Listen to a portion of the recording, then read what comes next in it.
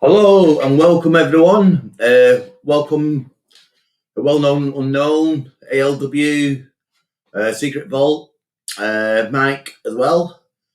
Icy Diamond, welcome in everyone. Sorry we were on last week, but things happened, so yeah. Hopefully it should be okay this week. Basically, it was some technical issues last week, and also we weren't on time, so yeah. So yeah, at least I'm back on the live stream tonight. So I hope you've enjoyed my videos that I put up the last 2 weeks. I've not put any up recently, so I'm sorry about that. Like I say, I've been busy and stuff like that. Oh, got some man boobs there. Oh, yeah. That's to sort of like hide them like that. Yeah, how he's all been anyway? He's been good or what? I hope you have. Yeah, finally got my haircut. Yay! Been waiting for that for ages. You know what I mean? I was going out of my mind to get my haircut. So yeah, like you see, finally done it. Last week I met up with a couple of YouTubers, people that you know, and one of them's in the live stream already. So I don't know whether they allowed to mention where I was with it or who I was with, because he told me not to. So I've not done up to now. But yeah, we went to do a couple of places. We went to one place, and it was an old convent, I think it was. I might have got it wrong, but I'll find out. And when we went in there, it was dark, and we went through with the lights and stuff like that. And basically, we found our way in the basement. We got through the basement, walked our way up to the top floor, basically. Basically, there was a building that was virtually empty, everything virtually stripped out. But it was in quite a good condition. No rain, no rot, no fire damage or nothing. And when we got up to the top floor, hello Adrian, nice of you to come in. Also, hello Gav, nice of you to pop in as well. Yeah, when I got to the top floor, went into this one room then and I thought, oh, kids are playing about. Oh, they're building a den. I went, oh, look, they're building a wigwam. Then I looked at it a bit more, and there was like a car seat in the middle of it with a couple of boards around it. And I think someone's going to set fire to that to destroy the roof, so the rain comes in to destroy the building. Yeah, it's crazy that one. It's a shame because it's really nice architecture in there as well. Also, we've done another 2 places in the area that we was in as well, so it was pretty alright. Let's see who's in. Hello Natalie, there's Natalie. Mark Urbex is in as well. ALW Exploration. We've got Adrian in. Got Mr. Secret Vault. It's not Mr., it's Lord now, isn't it? Yeah, Lord Secret Vault. We've got another Mike in there. Hello, Mike. So, yeah, cool. Give me a second while I just do a burp.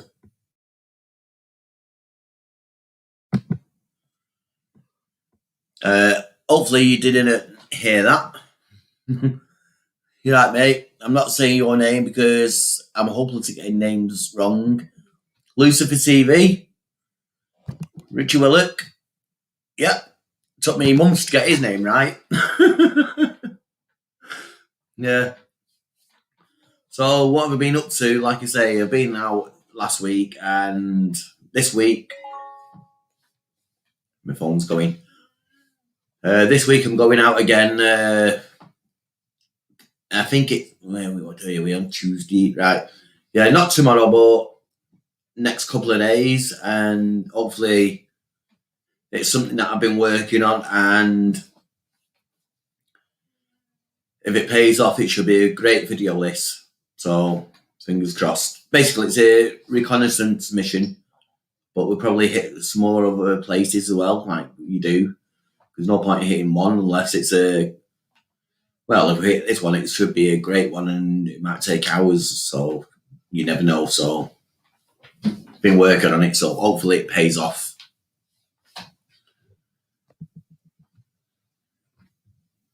Still getting the name wrong.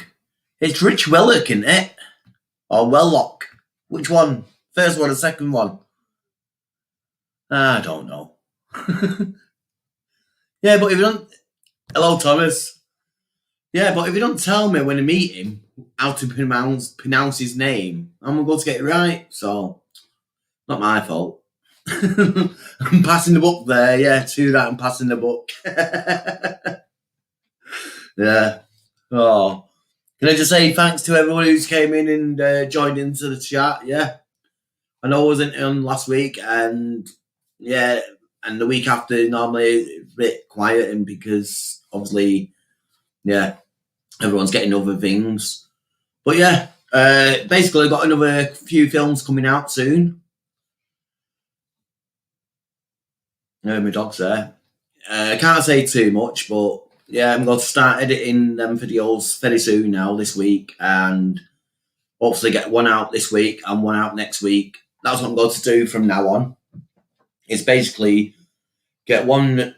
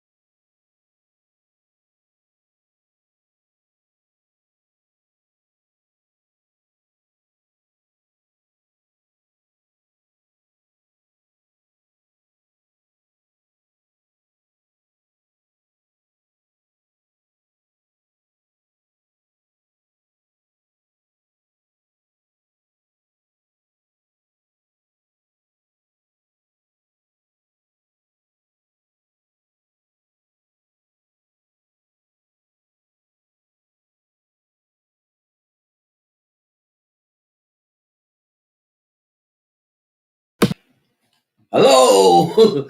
Yes, deja vu. Welcome back. Yeah, I knew I'd get something wrong this week. Yeah. Yeah, I've had a week's break, so that's what I'll blame it on anyway. So, yeah, stop that. Do that. Get rid of that. Yeah, it's all a bit of entertainment anyway. So, we've got someone else in, have we? Priceless. Hey, hello. Cool. Anyone else I've missed? I'm not too sure. But yeah. Like I'm saying, I'm going to start doing a video once a week now. And the video I'll do is like probably one before my live stream. And then if I'm going to put anything else up, I'll be putting it up over the weekend, just a short one about 30 seconds, a minute long, just to say what's going on Tuesday. So, yeah. So you can see a little glimpse of what videos are coming on Tuesday. And it reminds you that I'm doing a live stream on Tuesday as well. So, yeah, it should be all right if I stick to that plan. hopefully it's not too much. And yeah. Hello, Macclesfield Magpie. I went onto your Instagram live feed before, but as soon as I pressed it, you disappeared and hit someone else's live stream, and I went on theirs. Yeah. All right, Jake. I hope you're in anyway. Yeah. Talking about whose live stream it was. So it's cool that. Right, we've got our first guest in, and thank you everyone. And let's introduce our first guest. Oh, sorry. You're all right. You always got something wrong with your eye there. Just always something in my eye. Yeah. Yeah. Always. Yeah. But it's not both eyes, isn't it? That's what I'm picking my nose, that is. More efficient. Yeah. How you doing, man? Yeah, not too bad. Sorry, I'm looking a bit like this. I forgot to put the water on so I couldn't have a bath, so I look like this. Anyway, that's my excuse. So, yeah. Yeah, you've got more hair down here than you have up there at the moment. Got much more down there, but I have ordered a clippers, so yeah. Pretty soon, YouTube will be back on that secret channel, which we can't talk about. Only kidding. Yeah. I won't mention the channel name, so yeah. Yeah. The secret secret bum fluff is called. Something like that, yeah. I've had internet problems over the last week or so I've not had much internet, and we just caught up on your videos today. You done an underground, not air raid shelter, it's the other one. You've done an air raid, not an air raid, underground ordnance thing. Air raid shelter, was it? No? Then you done a fort. And watch the fort one that you've done. With a nuclear bunker. Hotel I put up. I forgot to. Yeah. Yeah, that's the third one though. But like I said, I've not had my internet on, so I've just got my internet back up and running. So that's the ones I've seen: the air raid shelter, the ordnance one underground, and also the nuclear one. A nuclear one now. Oh damn! Hang on a sec. It'll probably come back in a second. I can hear you anyway. Oh, there we are. Probably working now. I can hear you. Everyone. I don't know whether everyone else can. Yeah. Hello, Sue. Yeah, and that nuclear bunker one in the fort. What that looks like to me is the actual 3 or 4 rooms in the centre was storage for ammunition at the time for the fort, and then obviously when the nuclear threat came in, they thought, right, we can use that secure room, but in a bunker, and then just put doors on and ventilation. That's what it looks like to me. Yeah, I'm not sure whether or not those sort of forts, whether they have like a back door running through all the back areas, or whether they just had front opening doors to all the different areas. But yeah, it's an interesting one because it was right underneath a lot of people's noses, and I don't think people knew it was there. Yeah, very interesting, that one. Yeah, I believe T420 Tom. Yes. Hello, Keith. He had a knock on the door, and he felt a collar felt before, I believe. What? Tonight? Recently? Yeah, he was doing a live stream about it. I was in and out of it, so I didn't quite catch too much. Basically, is he able to say? Is he able to say what? Released a video about a month ago. And basically that's what it's over. But he's not the first person to go there, so he doesn't know what's going on there. Jeez. Yeah, It's not good. it's not I mean, really. we get accused of that sort of thing a lot by people that haven't got a bloody clue what they're talking about, and LOH, Exploring with H, and Icy Diamond. Yeah, we got accused by somebody who I'm going to be doing a video on. I'm actually editing it up as we speak. And he said that we were getting prosecuted by Transport for London for going into a bunker that had 2 open doors on it, right? So you could just walk in off the street. And we were not the first people to go in there because the people who told us had been in there before us. So, and he says, oh no, we were the first ones in there and we broke in there and therefore we're being prosecuted by Transport for London. Well, I don't know anything about this. This has not come to pass. And what else did he say as well? Anyway, some other shit, it's just bullshit. But yeah. Oh, that's right. We broke into a building in Westminster. And I was like, what? I don't even know what this is about. I don't need. There's no videos on my channel of me unless somebody points it out to me in Westminster. So I don't know what the hell that's about. Yeah, we got our next guest up as well. Yeah, but not last week. The week before, I had a guest up called Exploring with Jake. Mm-hmm. And he said he used to do a lot of Facebook videos, and he got accused of a lot of basically you being accused of. And then that's why he started doing it on YouTube, so you can actually see what's going on. Yeah. So that's one of the reasons Exploring with Jake starting a YouTube channel. So yeah, that's one of the questions you ask people. Oh, we got Bexley's Taffy there in the chat. Hello, mate. Good to see you in. Ducks go quack as well. Cool.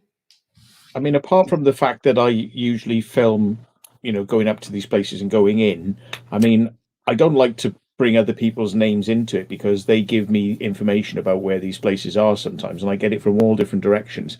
But the point is, I mean, I get told where these places are and sent photos, so I get to see them open with people have gone in, and then I go in myself, so it's kind of like it's like a guarantee it's open, basically, and it's not a wasted trip and just sat down. Yeah. All right, I'm going to introduce my next guest. And hello. Hello. Hello. Hello. Hope you're all having a good evening, and I hope the accusations towards Mr. Volt aren't too serious, if you know what I mean. No. I mean, we get it all the time, but it's just I'm doing a video on something that happened months ago. But it's just crazy. I mean, people keep repeating and repeating and repeating. Oh, you broke in, you did this, you did that. I mean, like, really? Why am I not having my collar felt then? And why am I not prosecuted for it? Exactly, because it simply hasn't. It hasn't happened. Yeah, it hasn't happened. Yeah, they're just jealous. There's jealous little people. Let it rest now. You know what I mean? What's in the past is in the past. So yeah. I mean, there was a company recently, security company, what were they called, Black Division or something, and they put photos on the internet saying, who are these people? I was really disappointed because it seems like half the urbex community, a lot of people I've never heard of before, they were all piping out, that's Matt Williams, that's Matt Williams. Now this company turned around and said that we had damaged their camera equipment and DVR equipment, and they had a total bill of 600 quid, and they wanted to find out who we were. So people were just going, it's Matt Williams, it's Matt Williams, it's Matt Williams. And as I said, I'd love to see this footage because they've got us on camera, me and Taffy, and Taffy's going like this, looking in the camera, and I'm walking around going like this into the cameras, like wherever I'm going, I'm like this, doing all this. Now, I haven't seen any footage. This company has made these accusations. I haven't seen any footage of us damaging any cameras, and I haven't heard anything from them since. So they like to throw this shit out, but where's the proof? It's is that the one there? Black Star? No. Black Division. Black Division, I think they're called. So you smashed the cameras up that they used images from the DVR that you also smashed up, but the DVR was working when they got the footage off to then say you smacked it right. That don't make any sense, does it? That just simply hasn't happened either. Well, the DVR normally records 16 cameras, doesn't it, or something like that? Yeah. So and at the end of the day, as you say, how can we destroy the DVR? Well, we never even went into the building. We were like walking around the courtyard. We went, we can't get in here. Oh well, let's just flag the cameras and go away. So all they've got is footage of us walking around, going like this to the cameras, and how can they say we damaged their DVR stuff? Bloody lunatics. So crazy people. But you get a lot of it, you get a lot of it because they seem to think that it'll frighten you away by putting a massive price tag up there and going like, you owe us thousands of pounds and we're going after you. And I'm going to go, ooh, no. I'd be like, well, okay, well, let's see your evidence then. If I owe you thousands of pounds then, and you've got it all on camera, I can't wait to see it. Nothing ever, you never hear any more about it. No. Yeah. It's the nuclear EMPs you keep setting off. That's what it is. Well, I think I might be breaking their lenses with my ugly mug, but that's just like so all I got to do is walk within 5 feet of a camera and its lens just cracks, so yeah. But you do get a lot of it. You do get a lot of that. It's all kind of like posturing, like you've been in our premises, everything's now smashed. You owe us thousands of pounds. We're taking you to court. Great. So what have I smashed? You never hear any more about it. I mean, it is as basic as that. It's like you owe us loads of money, and it doesn't make any sense. But yeah. I got accused of damaging an anti-aircraft position, but I got accused of damaging something when in the foot. I got accused of damaging the new roof that wasn't there when I was there. So I went and filmed it all, but what they didn't know is I filmed it like September time last year, released it recently, and then they said I damaged the roof when I was there that wasn't there when I filmed it because they put the new roof on in like February time, but I wasn't even there then. And you can see in my footage the new roof isn't even there. They're clever then, aren't they? Yeah, real clever, yeah. So go on. Oh, is that the thing you couldn't talk about a couple of weeks ago? Yes, quite probably. Yeah, that one. Yeah, I've not heard anything back. So, like you say, if you record, it's all timed and date and logged anyway. On digital, you can't play about with that really. No, well, luckily, I actually edited it and put it up on YouTube Studio before they'd even been to fit that roof that apparently I damaged when I was there. So, yeah, the date stamps will all back me up. So, wasn't me. Hi, everyone in the chat, by the way. I have to bring the chat up. Yeah, it's been great. Everyone coming out and having coming on my channel and chatting today. Like you say, we were on last week, so I'm sorry about that. Things weren't too great. Bit of technical issues, and also weren't back on time as out. So yeah. Oh, there was a good one that happened a while back. These are things that have gone through to the police and then been dropped. Where we went to a bunker, just a tiny little bunker that you call it an air raid shelter, just like a little roof and a tunnel and another room, so 2 rooms basically. And when we went looking for this place, we were walking around going, well, where is it? Where is it? And my foot nearly went through, and it's like a 10-foot drop. I mean, it literally went through the wood, and like rotten wood, which is the trap door to this thing, And then we went in there and then they said, oh, we smashed their trap door open. And I said, did you see how rotten it was? And they said, no, it wasn't rotten at all. I said, no, literally, it's totally unsafe. I mean, if anybody walked on that trap door, and bear in mind they camouflage it with stuff on top. If anybody walked on that trap door, they're going to go through it. And they were like, no. So we went to the police and we made a statement. And I just said, no, you can see in the footage, like when we get there, it's like you can see what happened, and and then it got dropped. And then there was the one where we got told that we'd fastened our boat to a lighthouse, which is apparently an ancient law that you can get done for. and we just fronted it out and just said, oh, all right then, because I mean, technically, yes, I did attach my rope to the concrete of a lighthouse 6 miles offshore, and that is illegal. You're not allowed to tie a rope to something. The technical term is fasting to. So you fast to something, and you know, they said, like, you know, that we'd gone on there and done all sorts of damage and stuff like this, and it's like, I said, well, okay, well, what damage have we done? And they were like, you broke in. I was like, well, how did we break in? Because like the door was open, and the roof was open, so everything was open on this bunker, you know, this like sea bunker. And they were like, you know, oh right, let's go to court then. They dropped the idea of us doing any damage, which proves we didn't do any damage, because if we had done damage, surely we'd have been, you're going to court for fasting to a lighthouse and damage. So they dropped the damage, and then he just said, no, we'll do you for fasting to a lighthouse. I'm like, okay. And then they dropped that. So what was the outcome of that? Because it's no law, so it would be like an old term punishment, wouldn't it? Well, it was a maximum fine. It was criminal, believe it or not, to tie your boat to a lighthouse. It's not like a fixed fine, like, you know, a speeding ticket or something like that, which is classed as a civil thing. Yeah, it's fully criminal, right, to just tie your boat to a lighthouse for like even 2 seconds. That act of just tying onto it for 2 seconds, right, is illegal, and the maximum fine under the law for that criminal act is £50. So it's going to cost thousands of pounds to go to court. You know what I mean? Yeah, for £50. £50 so fine. It just wasn't worth it. And I just thought, well, it's, you know, if we say we're going not guilty, and I asked for it not to be heard on the Isle of Wight, because to screw us around, they said, oh, we're going to hear it on the Isle of Wight. And I thought, oh, yeah, that's just to rack my costs up, so I'll go guilty. Yeah. And I said, no.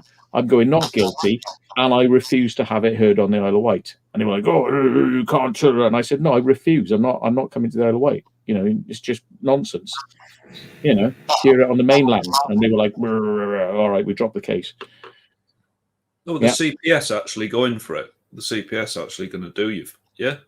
Well, what they do, you see, I mean, they know that it's dodgy, but what they do is they throw it out there to see whether you'll go early guilty plea, you know. Right. And I said, well, no, because ultimately, you know, we didn't do any damage. You dropped that, and it's like this ancient law, you know, and you expected to get 50 quid off me, and it's going to cost your lawyers and me hundreds of pounds each way. So the total costs are going to come to thousands, you know, for 50 quid.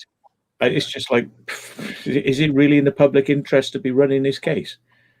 So I just batted that back to them, and then they sort of, well, actually, no, it's not. No. Once somebody sensible looks at it at CPS, they're like, nah. I was going to say, is it in the public interest to run that case? But obviously, they thought, no. But they taught me a very valuable lesson, because what I will now do is I will not make physical contact with a lighthouse in the future. And I will not tie my boat onto it. What I will do is I'll get as close as I can, and then somebody can step off my boat onto the lighthouse to have a look at it in the future. But we will not tie onto it. So thank you for giving me that valuable legal lesson. Yeah. I've heard another law as well. I heard another law, an old law as well. If you get your doormat and empty it on your outside your door, basically, you know, where you wipe your feet, just empty it on the street. That's illegal. That's an ancient law as well. Yeah, never knew that. Yeah. But there's quite a few ancient laws out there that no one knows about, and if they really want, they can dig them out and then try and have you for them. But like Matt says, it's not even in the interest sometimes. Know what I mean? Well, I mean, I wonder whether somebody would like to try, you know, one of these ancient laws that says you can kill people, because there are laws on the statute books that says, you know, you on a certain day at a certain time, like an Englishman can kill a Welshman if he is like out after 8 in the evening or something. And it's like, there are laws on the books like that, and they're crazy, but they're laws. Now, I mean, I'm not suggesting that it would be a good idea to kill somebody, but there are laws like that on the statute books. So Well, you better just go hiding then, aren't you, with Taffy on that certain date. Yeah. There's Taffy there. Hey, Taffy, how you doing, mate? Hi, Taffy. Sorry I missed your live last night. I forgot it was on. The Purge. Yeah, that was a movie, wasn't it? Was that on Amazon? One of them weird movies on Amazon? Yeah, that's the one where they all go killing each other, isn't it? It's legal for one night or something, is it? 24 hours. 24 hours, right? Yeah. I've seen a film like that. Probably it's the same film. Like, I know it's 24 hours, but I don't know the name of it. I think they made a movie and then they did a series of it, didn't they, as well? Ah, really? Okay. Yeah, very likely, because it would have been. It's something you can expand off, isn't it? Oh, I'm good, Taffy. Thanks, mate. Cheers for asking. Not bad, mate. Hope you're feeling well. Yeah, have you seen him recently? He's had a quick shave. Yeah, I know. He's like severed his ties to the universe because as everyone knows, that your hair are your antennas to the universe. So he's now cut himself off. I was watching one of his lives on Silent when I was at work today, and yeah, there's a bit of a ponytail, all shaven, and yeah, it's a little dark artsy and a little sort of sharp and crisp. It's very good. No, I'm glad he's done that because it means a great deal. I know what it meant to him, that beard. You know what I mean? Okay. Yeah. And yeah, it's a step in the right direction. So yeah, all my heart goes out to you, Taff. Well done. Yeah, nice one. Yeah. Yeah, make sure. No, I mean, I've been here. Old fisherman. I think you're better off without it, mate. I've been here for a year now, over a year. Taffy is one of the first guys I met up with, and I've been there for him. You know what I mean? Ever since. So yeah, all things looking good. He may well be the first live stream I ever went on. Actually, was Taffy's. Thinking about it. Sorry, that's my other chair. That's not part of what we're doing.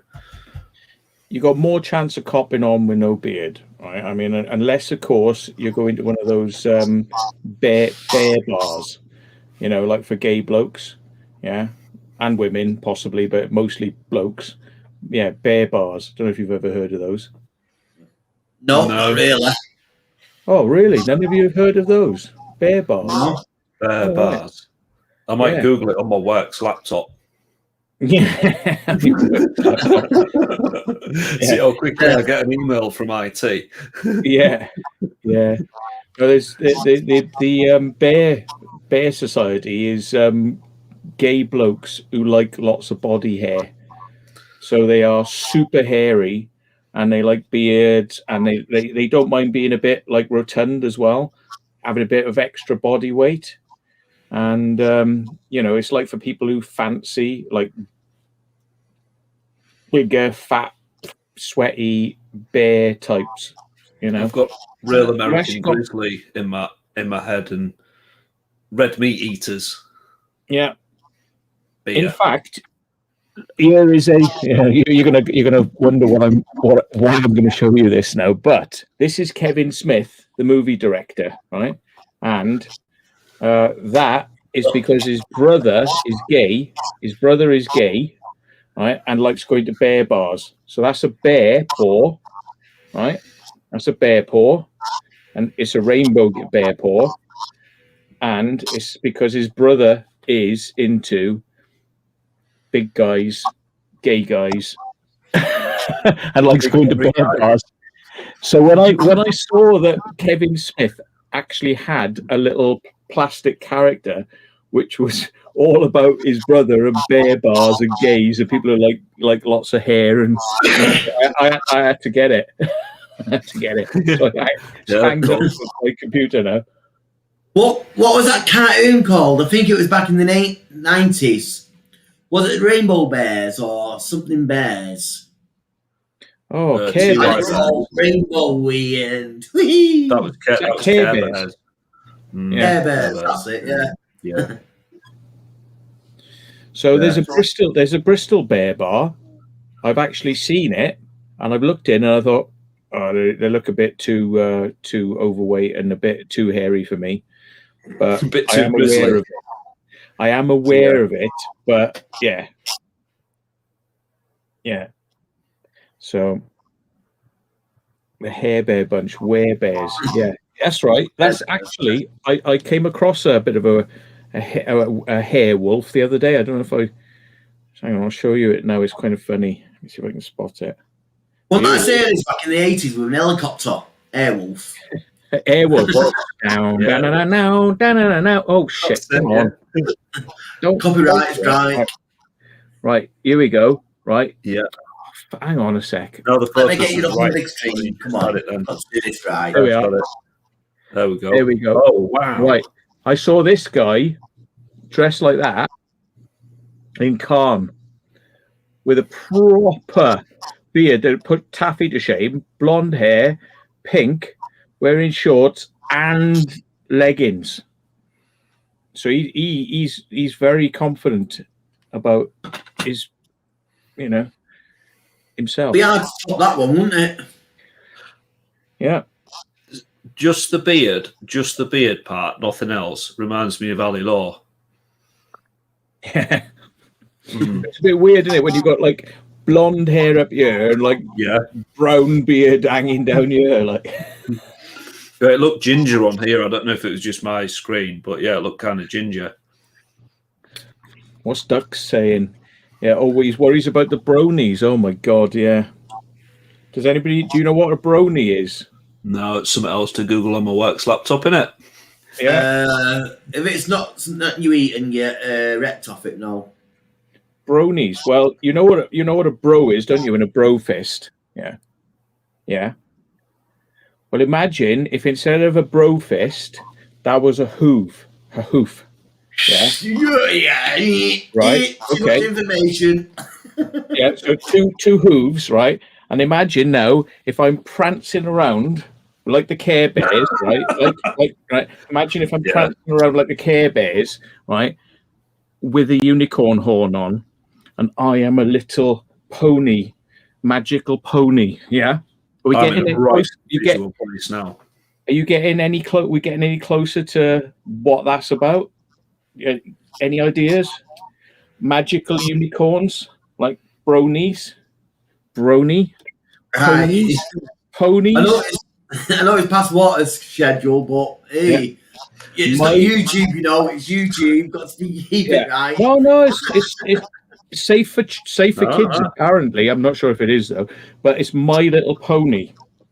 There are lots of people who are so much into My Little Pony, including, believe it or not, a lot of males.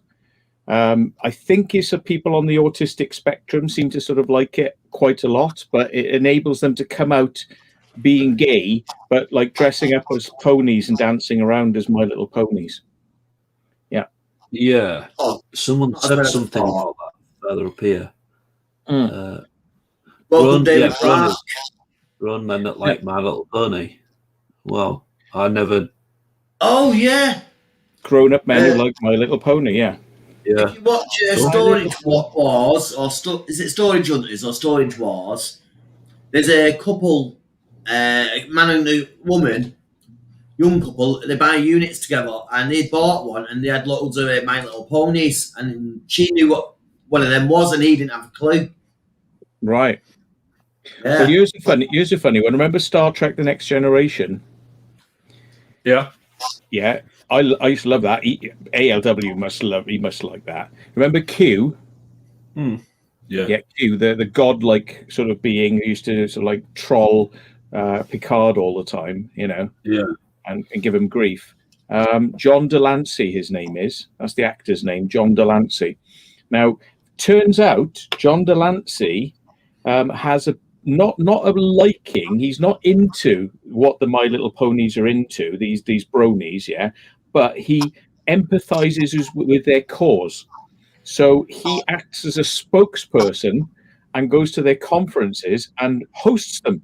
So it's like you get Q come out in front of a load of teenage youngsters who are all dressed in like, multicolored My Little Pony things and all dancing around and doing their love dances and like, friendship. It's all about friendship is magic. So like it's about learning how to be confident in your life, like a pony, and dance around and sing songs together. It's like Scouts but a bit more gay. Yeah. John Delancey says that he sees the positive benefits that it has for people who are autistic spectrum, so he supports it. Yeah, that's fair dues. Yeah, even though there is a large amount of porn and animated porn on the internet, which would probably go way outside what he's comfortable with. Yeah. I've gone back to that visual place again. Yeah. Lots of colours. That's why I'm saying it's weird that like an actor like John Delancey sort of goes like, "Yay, it's great! You guys are all great," but it's like there's this kind of like dark sort of underside that they don't talk about a lot. Lots of colours and then brown. Look, at least they're being honest. In the Scouts and in the clergy, they just hide it and just shag you behind the scenes. At least they're trying to be a little bit more open. Let's say thank you, David Clark, for sharing us out as well. He always does that. Great lad. Go and check his channel out. So, if you fancy having a really weird ride, go and have a look at some of the Brony documentaries that are out there, because you'll be like this. What? What? Yeah. Tell you what was funny, a video that you told us to watch. Something fish friend.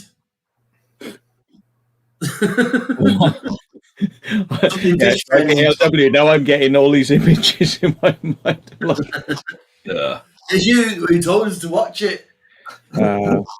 Where he goes in the desert and there's a little pond and he pulls out a big. Oh yes. Yeah. I thought you were on about the fisherman's. You're on about fish. Sounds wrong. Anyway, fish lover. What's it called? He's called fish animal lover. Lover. I think it's like, and you never get to see his face. All you get to see is his black hands.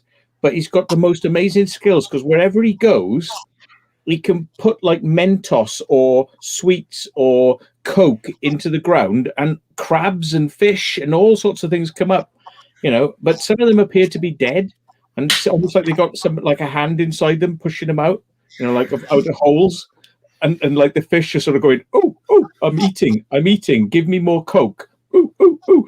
And then like an eel will come out, and an eel will like go into the mouth of the fish, and the fish will just be like taking the eel like halfway into its mouth, and then like another fish will like connect onto the other end. So there's like an eel being eaten from both ends. But all this because a guy with a bit of Coke, will pour it into the ground, and then everything will take place from there. Now he's got a lot more subscribers than I have, right? And he's getting millions of hits, so he's making a lot of money. So this just goes to show we are definitely doing something wrong. Yeah. God. Yeah. Like you say, it was an interesting quick flick onto his channel and watch one of his videos. I don't know which one I watched, but yeah, like if you look at it, it's fake, but it's entertainment. So thumbs up to him. Yeah. I mean, he's doing well at it. Yeah, he's built these little things where he's got a load of people's hands, like puppetry it is basically, but he's got like people's hands inside fish under the ground, but then they put sand on it and then they make it look like a lake. But it's literally, you got people off camera, like, obviously manipulating dead fish out of the ground to make them look like as if they're biting bait and things like this. And it's just weird. Yeah. I reckon this is probably the weirdest conversation I've had online. The one that I seen, he had a big dirty chain. The links must have been about that big, each link. Yeah. Like proper chain. And you've just dropped it in this little hole with a big hook on. And next thing he's pulling something out and it's slipping back through his hands and he's pulling it back out and the chain's getting more muddier and it's like proper fight. He's there for about 4 minutes before he actually pulls it out and Like you say, it's like a puppet thing. Puppet fish. I was laughing, yeah, that's so funny. Cheers, Scott. Cheers. Me. I'm on the Peroni tonight. Thought I'd go Italian. Oh, nice. Mm. I'm on the Gallery. I suppose that would be Belgian, but from Lidl's. So not Belgian at all, really. But I'm on the hard stuff. The German. Little. The Iron Brew. Iron Brew. Nice. Morrison's best. well, actually, I was interested to find out more about this because you know me and my inquisitive mind. Yeah. I wanted to know where this stuff was actually made, and I tracked it down, and it is made in Belgium.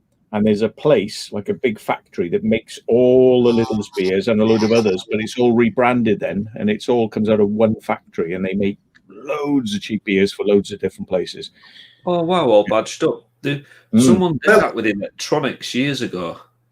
Like all TVs, they used to just badge them as, like, you know, all different ones. Yeah, interesting stuff, that. Belgium, eh? Now, that'd be an explore for you, that, wouldn't it? To do the factory where your beer's made Homage. from. Yeah. Homage. But the thing is, though, it is like a kind of, they don't tell people that the company doesn't really exist. It's not like advertising its services. It's just like this massive company that just happens to produce all this loads of beer. But if you go there, I don't think the company kind of like as a, you know, like a big headquarters saying like, hey, here we are, we're really proud of who we are. They're just like this industrial estate, and it's just like whoosh, chucking out loads of beer. I bet you if you went there and managed to get past the security, and you'd find it was actually an alien base, and in fact that was not really beer, that was a DNA altering material that was being just, you know, made by replicating devices like from Star Trek. Yeah. All right, okay, could be that. So I'm a bit scared about the concept of doing it, but yeah. Maybe drone it first. Exactly, yes. Yeah. Drone it first. There's an idea for you, Matt. Beer reviewing. Well, it's like gets you pissed without a headache. That's normally my sort of criteria. The cheaper, the better. Less headache, the better. So the cheaper, it's like a vector. If it's expensive, then really it's going to be like, well, you know, yeah, it's expensive, but it doesn't give you a headache, and it actually tastes quite nice. But then it's not going to score highly because of the price. So it's going to be, it's going to be like gutter fluid, alien oil out of spacecraft, reused vegetable oil out of spacecraft. Typewriter fluid through a loaf of bread. That's it. Yeah. £1.20 for 20 cans. If you're enjoying the live chat and enjoying the show, please hit the thumbs up, because there's only 30 of us that have actually done it. So cool. I'm on it. Yeah. We've got Mr. John in as well. Hello, Mr. John. Hello, Mr. John. What have you missed? Well, you proper random stuff. Loads of bits and bobs and random stuff. Yeah. So Shall some of it I don't want to talk about, but yeah. So we've got 83 people in the chat, so let's hit the thumbs up, everyone. Come on, we can do it.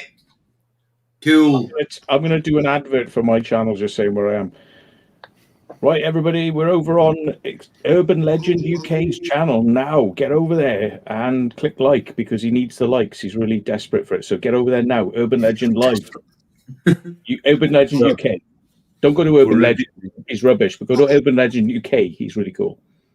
Yeah. Cool. Thanks, Matt. I thought he was taking a picture of us then. I was waving then.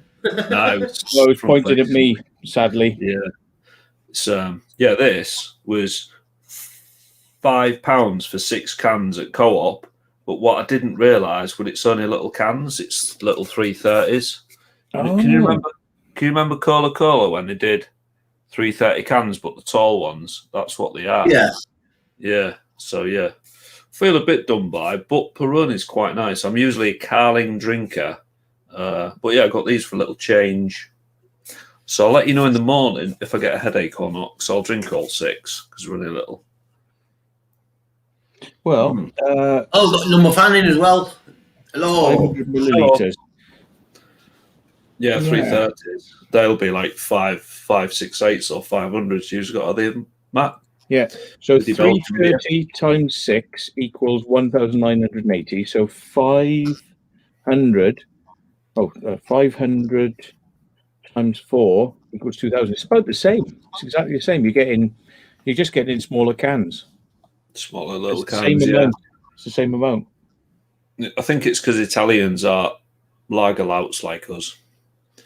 I generalise in the UK people, we tend to get really drunk and smash stuff up, generalising. Pubs and that, Friday, Saturday nights in town centres. Whereas you go to Italy, there'll be glasses everywhere at 1 o'clock in the morning and everybody's just civilised, eating olives and stuff. Whereas UK, they're throwing up and having fights at taxi ranks. So I think the local constabulary are quite enjoying the lockdown as it was, with all the nightclubs and pubs shut and all that. Gives them more time to come and give us COVID fines, doesn't it? Oh, said the C word, sorry. Oh, you said the C word, yeah. Yeah. Sorry, everyone. Interesting fact, which I've told people before in various places, but I think it blows people's mind when you tell them, because a lot of people don't know this, but Chinese and Japanese, Asian people do not have the same genes as we do to be able to drink beer. Don't know if you know that. Because Western man developed brewing beer. China and Japan didn't have it for a lot longer. So they've never developed the genes to be like drinking like we do. So guess what? A pint of beer to a Chinese person knocks them sideways. So sake, it kills them. Like one glass of sake, they're wrecked. Yeah. So 4 cans of beer for us, it's just like feeling tipsy. 4 cans of beer is like, they're just like getting an ambulance home. Never knew that, because sake is pretty potent. When you knock a little glass of that back, it's like, ooh, it's pretty funky. Well, you can buy neat alcohol, 99% proof in China for next to nothing, but they do sip it. They don't whap it back because they literally do not have the genes to handle alcohol. And that's not. I'm not being like racist here. Like we are, better at alcohol. They can save money actually, but it means that in a drinking competition, if you get beaten by a Chinese or Japanese person, there's something wrong with you. Yeah, you're not noticed that. Yeah. Noticed it in a couple of TV films actually, where I'm going to say a Chinese guy who does karate actually goes into a bar and gets peed off a couple of beers, and the other guy, who's American black guy, is virtually sober basically, and he's looking after him. Yeah, and I thought that's just down to the film, but obviously it's down to the actual culture, like you're saying. They picked that up and put it in the film. I think it was Lethal Weapon or something along them lines. I'm not too sure. I'm like with names and films and people and stuff. So yeah. Weirdly, I think I've seen that, but I can't remember where. It was years and years ago. So 18 bottles of San Miguel is £9 from Aldi. So D says, thanks D, good tip there. So I've gone from My Little Pony, Real American Grizzly to lager. And fishes in the sand. Yeah, dead fish getting pushed through a chain. We're kind of covering all bases. Covering all bases. Yeah. Cheers. Doing good. Wee man, don't know what's going on with my channel, whatever, but I've not been getting notifications of your channel. So I've jumped on it tonight and I've noticed you've released a few videos. So I've unsubscribed to you, but subscribed again. So hopefully I'll get the notifications. Nice of you to join us. Cool. Hey, we man.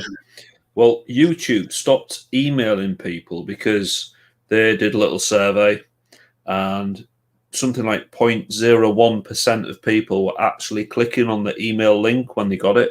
When you used to get an email if you hit the bell, they'd email you when somebody says Secret Vault put a new video out. You get an email and you think, oh, nice one, I'll watch that. You click on the link, then you watch the video. Apparently, so Google says 0.01% of people or less were doing that, so they just don't bother sending emails now, so they just don't bother notifying people. The only way you'll know, say Matthew Williams has dropped a video, is if you're on your mobile device and it comes up through the app.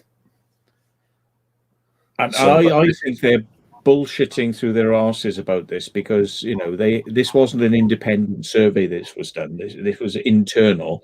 So, couldn't be bothered. The problem is people have got to realize that YouTube are turning into a television channel where they want to promote their own programs and their own program makers, and they want to sideline the rest of us. And this has been a massive problem because what they don't want is that if somebody clicks subscribe and they click the bell, they don't want to give your videos to your subscribers. They want to give someone else's videos that they promote themselves. Yeah, the ones they push, basically, all the bigger ones. And they have secret contracts. YouTube have secret contracts with artists we've never heard of, program makers we've never heard of. And even though they've got very small amount of views, you know, they get pushed to the front. And this is a big problem. And YouTube are kind of masking it by saying, oh, no, people don't want to be notified. That's why we don't notify anyone anymore. And it's like, well, we won't email them anymore. It's like, no, we know what's going on. Yeah. We know exactly what's going on. I did think that. But yeah, for like an email server to Google, which owns YouTube, will cost nothing, is it? Absolutely nothing. Well, they'll still own the same server that they had before. So all they've done is decided, no, not doing that anymore for the reasons that you've just said. And I mean, the data transfer is like a millionth of a percent of compared to the video data that you're transferring is like a millionth of a percent. All the emails you'd ever transfer, you know, is like a millionth of a percent of the data transfer for a video stream, you know, during the day. This is it. Yeah. This is why TV stations are doing little Chernobyl airbexy type things, because they don't want this. They don't want people watching this. They want you watching the big satellite broadcasters. They want you watching YouTube. Is it YouTube Premium? They want you signing up to that and watching their trash that they're pushing. Yeah. You know. Yeah. The table is tilted. You know, the dice is loaded, unfortunately, folks. And YouTube, the good old days of YouTube where it was honest. No. Sadly, not honest anymore. No, I mean, I'm getting more and more and more views of my videos, and my advertising revenue is going down and down and down. How does that work? Well, you'd expect it to do the other way, wouldn't you, really? If that isn't selling you something. Yeah. It's sad when they decide that you're not the sort of person they want on the platform, they just kind of start slowly turning you off. And that's how it happens. They don't notify people of the videos, but it doesn't matter because even more people are watching my videos, even though they're notifying less, you know? So more people are subscribing, but the money goes down and down and down, and it becomes nothing, which is why so many people on YouTube now are doing partnerships. And they're doing partnerships with, you know, various things. And they're saying, well, you know, I'm not getting any money from YouTube anymore. What's the point? Like, I'll just start advertising shit on YouTube, you know? Sodom. You know, and that's the way YouTube is going. You got a question there, Matt. Any more Bournemouth videos coming out soon? Any more Bournemouth? Yeah, we do actually. Not quite Bournemouth itself, but we want to go back there and do some stuff. But close to Bournemouth is a place called Holton Heath, and we've got about 4 hours of exploring there to put up, and I've got 8 hours of a place called RAF Caerwent, which has to go up soon. Seriously big site. It is seriously big. Yeah, excellent. So, talking of exploring, Matt, did you go to that place that you were saying you're going to the other day, where it's sort of like government place, bunkerish thing? We did, and I'm holding back on putting it out because we didn't get into the super duper bunker, but we did get into everything else. And it was funny because there was an outdoor bunker, but not the mega bunker. There's a really big bunker in this place. We got to this outdoors sort of building, and we got in there. There was a door to let us into the bunker, and it had one of these like old fashioned clockwork key number things. It only has about 5 numbers and then cancel. And I was like, So I went 1, 2, 3, 4. No, wouldn't turn. I was like, 1, 3, 5. Turned. It's like, oh shit. It was just like 1, 3, 5, because I was like, well, could it be 1, 2, 3, 4? And it was like 1, 3, 5. The numbers, and it was just that was it. We were in there. So classic. So Wow. I must be blessed, or maybe it's just a number sequence. That NASA helicopter on Mars. Basically, it's like a mini drone they sent up on Mars, and I'm surprised it actually flew. It actually flew because the atmosphere is going to be totally different than the Earth's atmosphere. So you'd expect the air to either be thinner or to be more thicker. So when they spin the blades, it either shoot off or not do nothing. So what I've heard on that is it's a pre-programmed flight. So unless they program the actual flying device to alter the speed of the blades and stuff to actually find out what's actually the thickness of the atmosphere, it would be quite hard. They already know the thickness of the atmosphere because they've sent craft there before, so they know how thick the atmosphere is. But all you have to do is, if say the atmosphere is thinner, is spin the props faster or have a bigger pitch. It's kind of like, so you pitch them more. But I was just so unimpressed with that. They were all sitting in this room like a bunch of nerds, all with like Apple Macs and laptops. Like mission control is now like somebody's bedroom, basically. It's like mission control is like all like nerds, and they're all chatting and like giggling and laughing. It's like mission control is like quiet, and it's like there has to be some order there, and it's just a bunch of nerds like chatting and going, hey, oh yeah, we're going, and I'm like, Jesus, what is this? Yeah, and the pièce de résistance was this thing went like this, right, and then the camera goes blank, and then it's up here, then the camera goes blank, then it's back here, and then it's down. So the amazing experience was do, but you don't get to see the flight in between. I was like, Jesus, well, that was a good use of money, wasn't it? Pleased I didn't see any of that or know anything about it, to be honest. I don't watch TV anymore, and I'm quite glad that I don't. Yeah. Turns out. But I know how they all must have felt, because when I sent my little drone up, my beloved drone, I'm like petrified it never comes back off its mission. But they must have been so relieved because it's so far away. Even if it don't come back, they won't be able to go and pick it up. But at least if it comes down in Earth, I can go and look for the parts or pieces or look at it in a tree and think. Yeah, I know what you mean. Yeah. Well, it's a bit like your laptop runs out of power, and then when it comes back on, you're half naked, and you go like, well, how did he get from there to there? Like, I mean, I don't know what happened in between. That's the sort of like NASA helicopter experience. It's like something happened here, but we didn't really witness it. No. just 1 or 2 frames are missing, basically. Yeah. 200. Several, yeah. Yeah. I've noticed that one there. He's like 1 minute he's wearing that, and the next minute he's wearing a My Little Pony t-shirt, and he's got like little hooves on. And like something's happened in between, but we don't know what it was. Going grizzly. What was it called? Brown.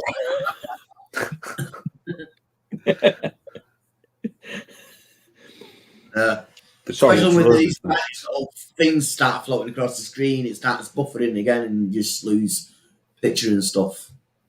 yeah, I mean, I think maybe there is some like slow transfer of the high quality data, but they went with the shit that came through, which was like somebody's broken mobile phone, you know, like only picking up 3 frames every few minutes, and it was just like, yeah, yeah, you know, they're telling everybody it's happened. They should say it's happened, but you have to wait for the footage. Don't put out this thing where it's like there, then tunk, it's suddenly here. It's like, you know, that's the worst stop frame animation I've ever seen. If you want people like complaining that this is fake and then it's not real, you know, it's like, you know, get the dinosaur and start moving its arms up and down, and it's like old fashioned, you know, King Kong type animation. Yeah, that's what that was. You know, it was shit. Yeah. Well, I reckon the technology, if they actually put the ideas to practice, they could actually fly over the actual Mars with just the drone itself and cover a lot more space. You know what I mean? If they had the right type of drone there with the right 3D camera equipment and stuff, they could actually map the surface of the planet. And because it's in space, obviously you can't power it up. You use the sun, wouldn't you? And when it's running low on battery, it lands, recharges off the solar panel, and off it goes again. I'm not sure. I think they have actually mapped Mars quite well using orbital techniques, you know, and sort of stuff. I'm not sure. Don't quote me on this, but I think they've kind of done that. But from the surface, yes. But hey, you know, like they spent like what, I don't know, 10 million on this like little experiment. They'd given 1 million to LucasArts.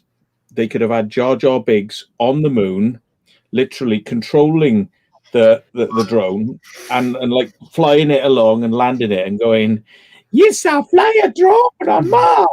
Good old Jar Jar.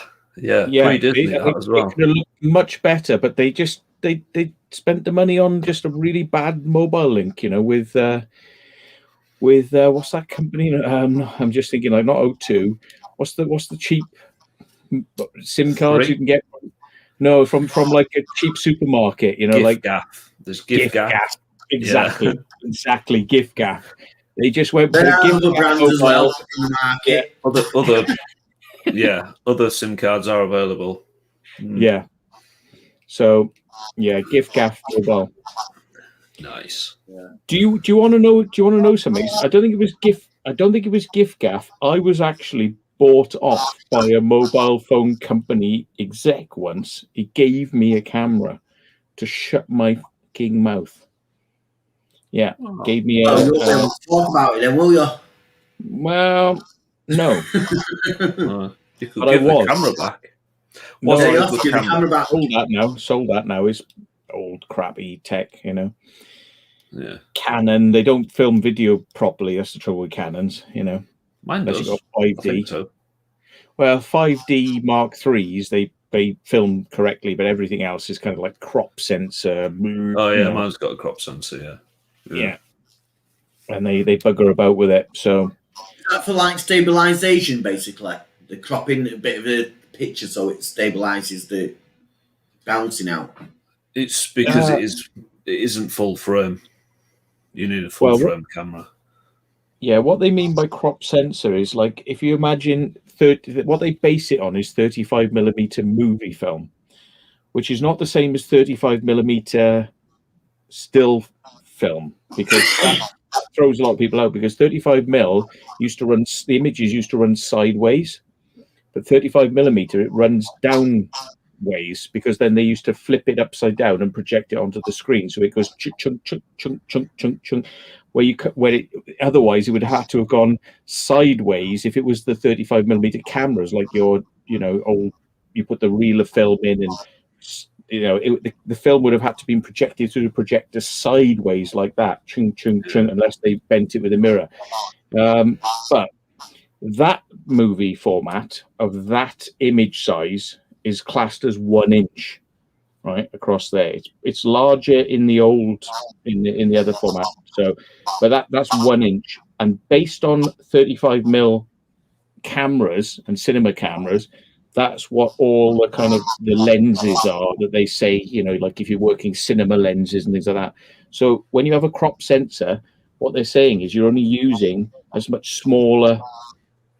How can I do this now? Like, well, let's say you're using that much of it, like that much and that much. Yeah. So you're only using that much of the sensor. So it's a much smaller pixel count instead of the whole sensor, So based on 1 inch, you're cropping in on a 1 inch sensor. Very good. I couldn't have explained that better myself. I'd be like, blah, blah, blah. Yeah. You probably lost a few people, and probably one of them as well. We've probably lost them at the My Little Pony bit. They probably switched off then. But yeah, if you're still watching, that was an excellent explanation of cinefilm cameras compared to 35mm SLRs, which I have 2 of somewhere. I used to be Olympus OM1 and an OM10. That was 35mm film that pulled out of a reel and it went sideways. Whereas your cine-reel stuff, your reel-to-reel stuff, had big films and it ran vertically, reel to reel. So you get more out of it when it runs vertically because it's actually takes less space than the bigger film, which is 35mm that way.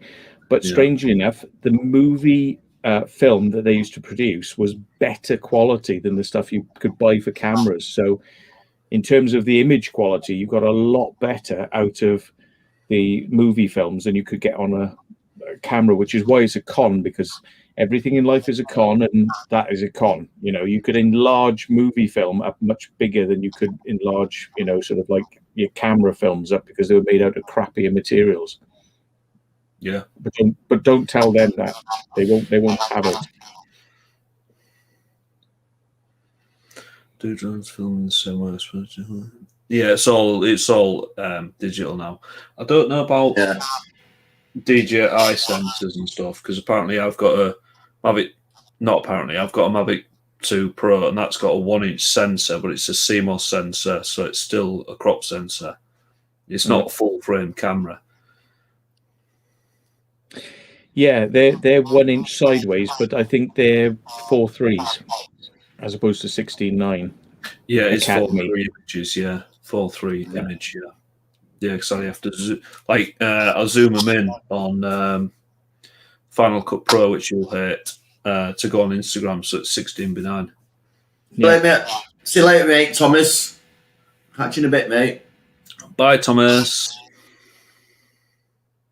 Thanks for joining in and tuning in, watching. Yeah, absolutely. Yeah. Thomas Tierney is a very good watcher. He's always there. And, that's cool. I mean, the way they used to project movies actually had the square 4:3 format. It was like that. It was actually more like that. Yeah, that is how a film projects. But they just use the blacking at the top and the bottom of the film, and then you get the wide angle. But the film is formatted the same. 4:3, 4:3, 4:3, but it just has black top and bottom, and that's what's projected onto the screen. So when I was a projectionist, if you didn't put a gate in front of it to blank out the top and bottom, so you noticed ever so slightly some movies would have the extra bit where they hadn't cropped it. I don't know what it is about some movies, when they duplicate them, and they must have inserted a scene. And instead of being the rest of the movie where it's actually blacked out in 16:9, so it's like that, every once in a while I would notice that the movie was now projecting like one scene up onto the blacks of the edge of the thing, and it was like it goes all fairy at the top and bottom. Yeah, it would pop in for a second and pop out. If you didn't have the blanking gate in, you'd actually see it. So it's like I noticed a few times, but it's weird. Duplicators must have inserted some frames and not blacked them off.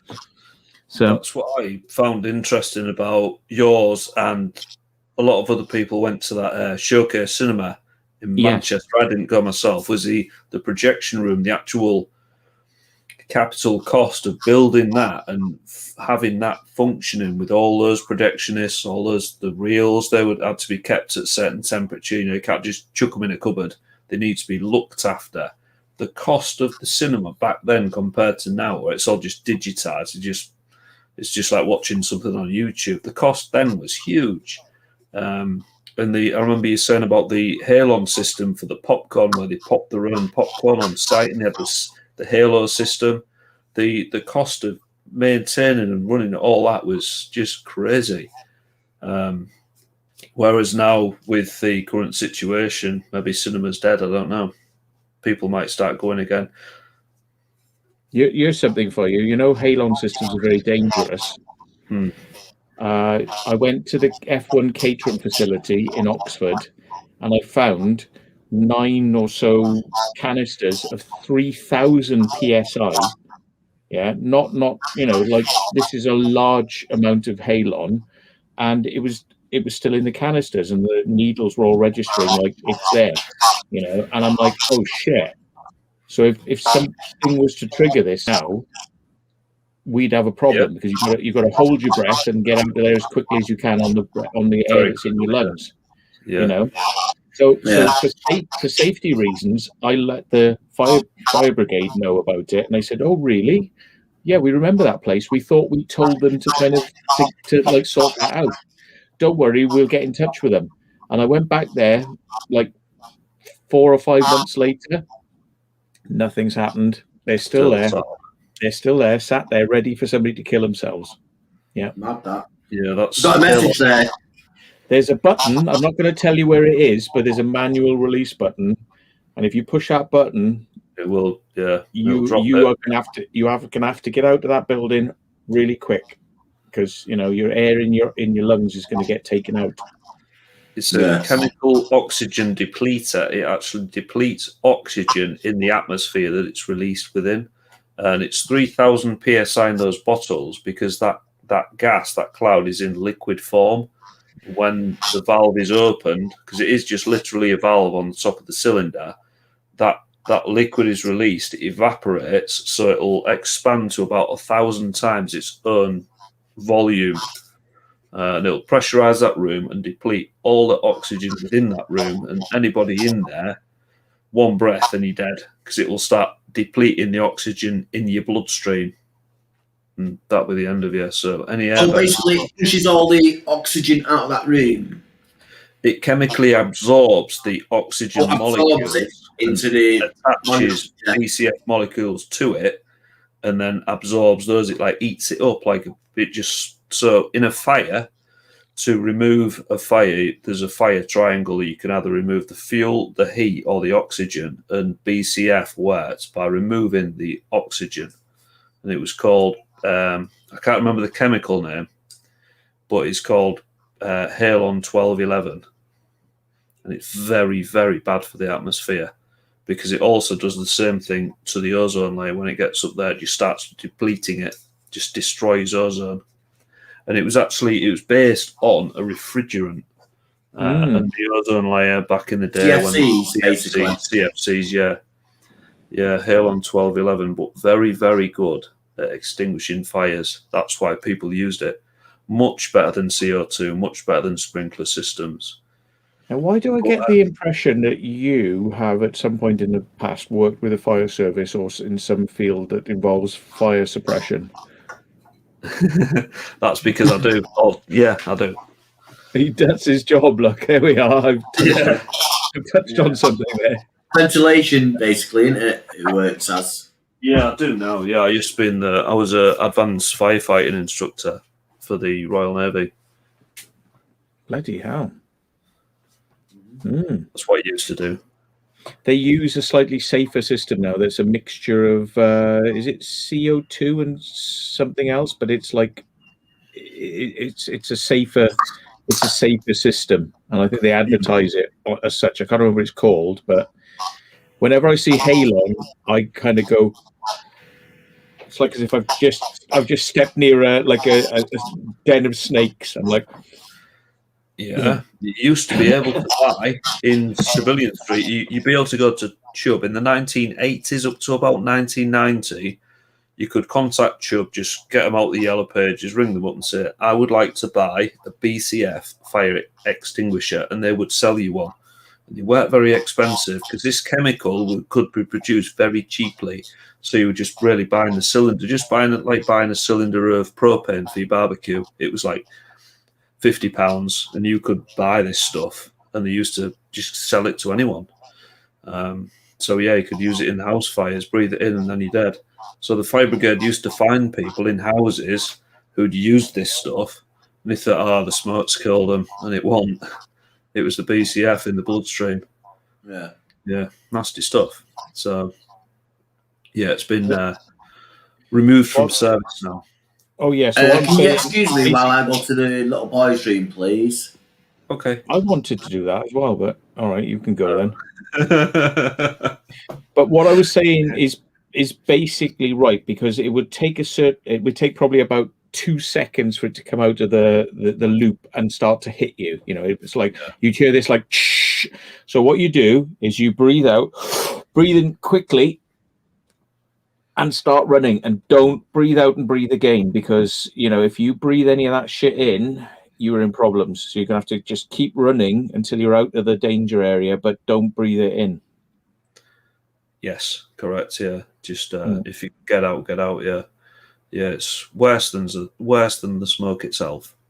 100%. Yeah. So, yeah, BCF, nasty stuff. The new system that I think you were talking about is called high fog, which is CO2 and water. It's like a water mist. Right.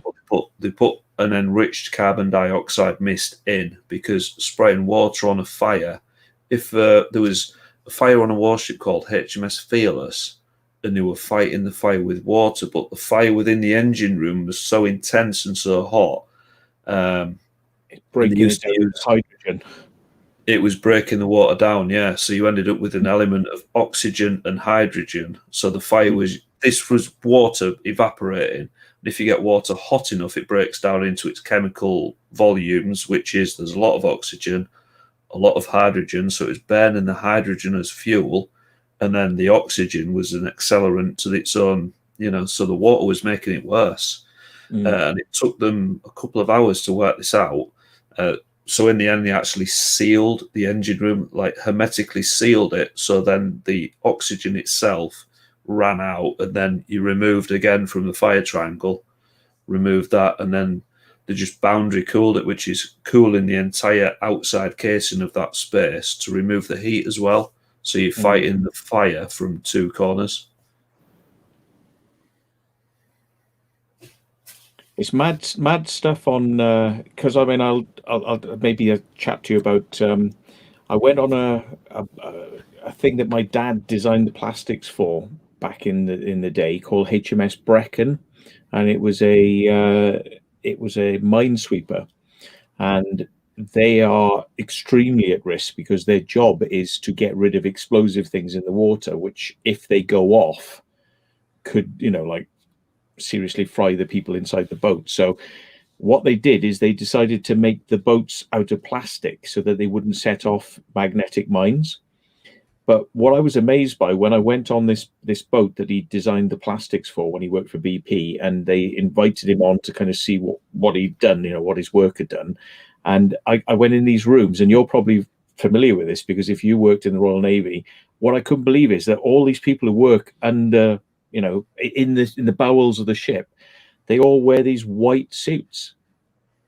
Tell me if that's correct. I mean, they're all dressed in white in case there's an explosion, because the white reflects the flash of the heat. Yeah, that's right. Yeah, anti-flash. Yeah, anti-flash. It's just like it's like a heavy gauge cotton, and it's chemically treated in this anti-flame. It's like flame retardant material. It's pre-Nomex.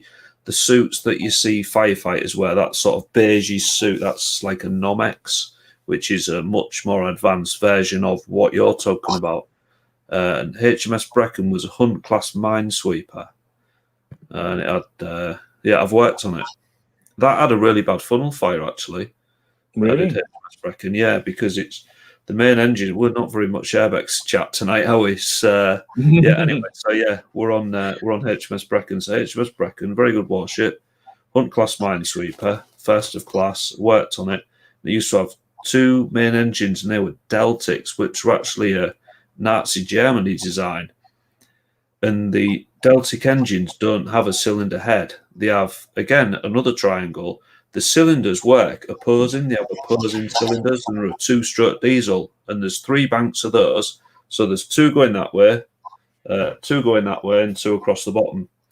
They don't have top ends, but they have 3 crankshafts. And those 3 crankshafts have an elliptical gear train out the back into a gearbox out the back of the ship. So but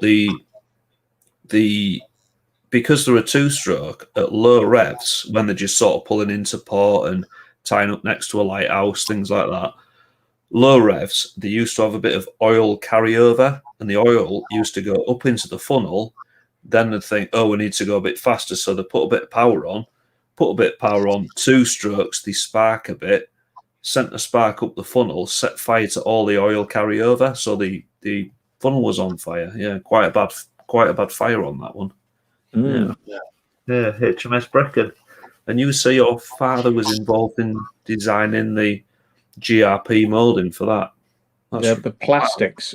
Yeah, he's got a patent in his name for loads of things at BP, but the MOD came to him and said, we've got a spec because we want to make boats that can withstand a certain amount of explosion at a set distance. So they said, like, at this distance, we'd like this much pressure, And he said, okay. So he worked it out, and he said, yeah, I can do that. And he came out with a spec that was 10 times better than what they'd asked for.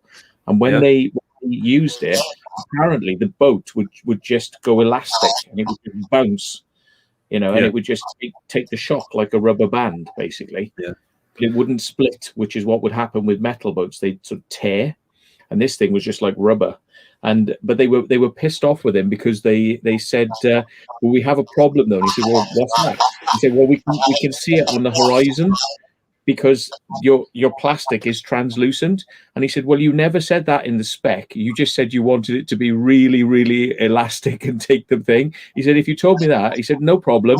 And so you put a dye in it, which blackened the edges, so it was no longer translucent. And they were like, absolutely, and that's what they made the Brecon out of. Yeah, glass reinforced. So there was a story behind that. Yeah.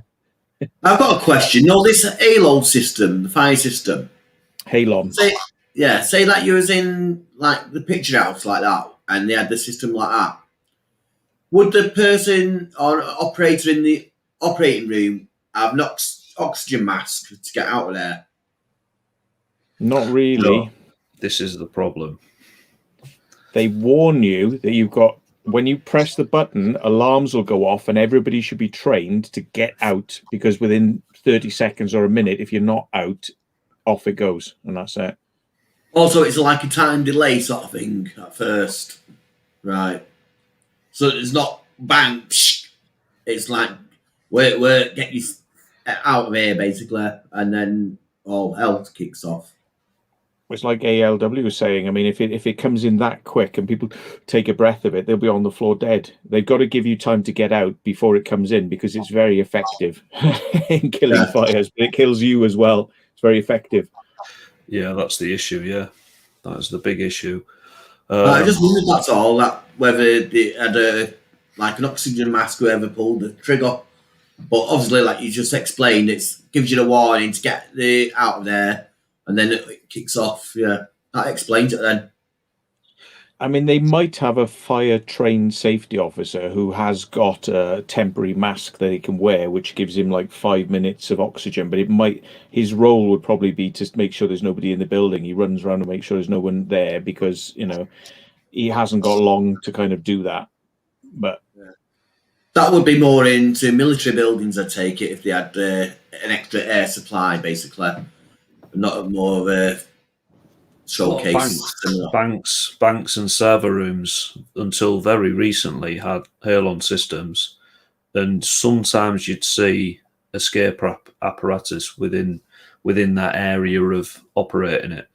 But generally, places like that there is a turnover of staff, and keeping people trained in that. what generally happened when there'd be a fire in places like that, or the fire detection alarm system go off, everybody would go out, stand in the car park. Then the fire brigade would turn up, and they've got their breathing apparatus, they're fully trained, they know what halon is, they know the dangers of that. If the fire was still in that server room, they would operate that system, but they'd be in full BA. And then if that didn't suppress it, which usually it did, it usually wouldn't suppress it if the ceiling had burnt through, and then it wasn't a gas-tight, hermetically sealed building. Then they'd have to go in and fight it. But usually, within a couple of minutes of, if it isn't hermetically sealed, the BCF, it's lighter than air, so that'd evaporate and go up and kill the ozone layer anyway. Then they'd go fight the fire. So generally, the fire brigade didn't come into contact with it because of training and equipment. I've seen a number of panels. You've probably seen them then. If I don't know if they're the same, they would be same on a ship, but in buildings I've gone to, you have the fire panel that warns you what alarms are going off, and LEDs light up and all that sort of stuff. And then there's, on the right hand side, there's a yellow thing that's maybe about the size of that there, and it's basically, you have to grab it with your fingernails and pull it open, and behind it'll be two buttons, and you have to push. It's like nuclear launch. You have to push both buttons simultaneously. That activates the halon system. Yeah, that's fire suppressing. So it was to avoid accidental operation, but yeah. Definitely, yeah, that's what that is. That's exactly what that is. Yeah, halon system.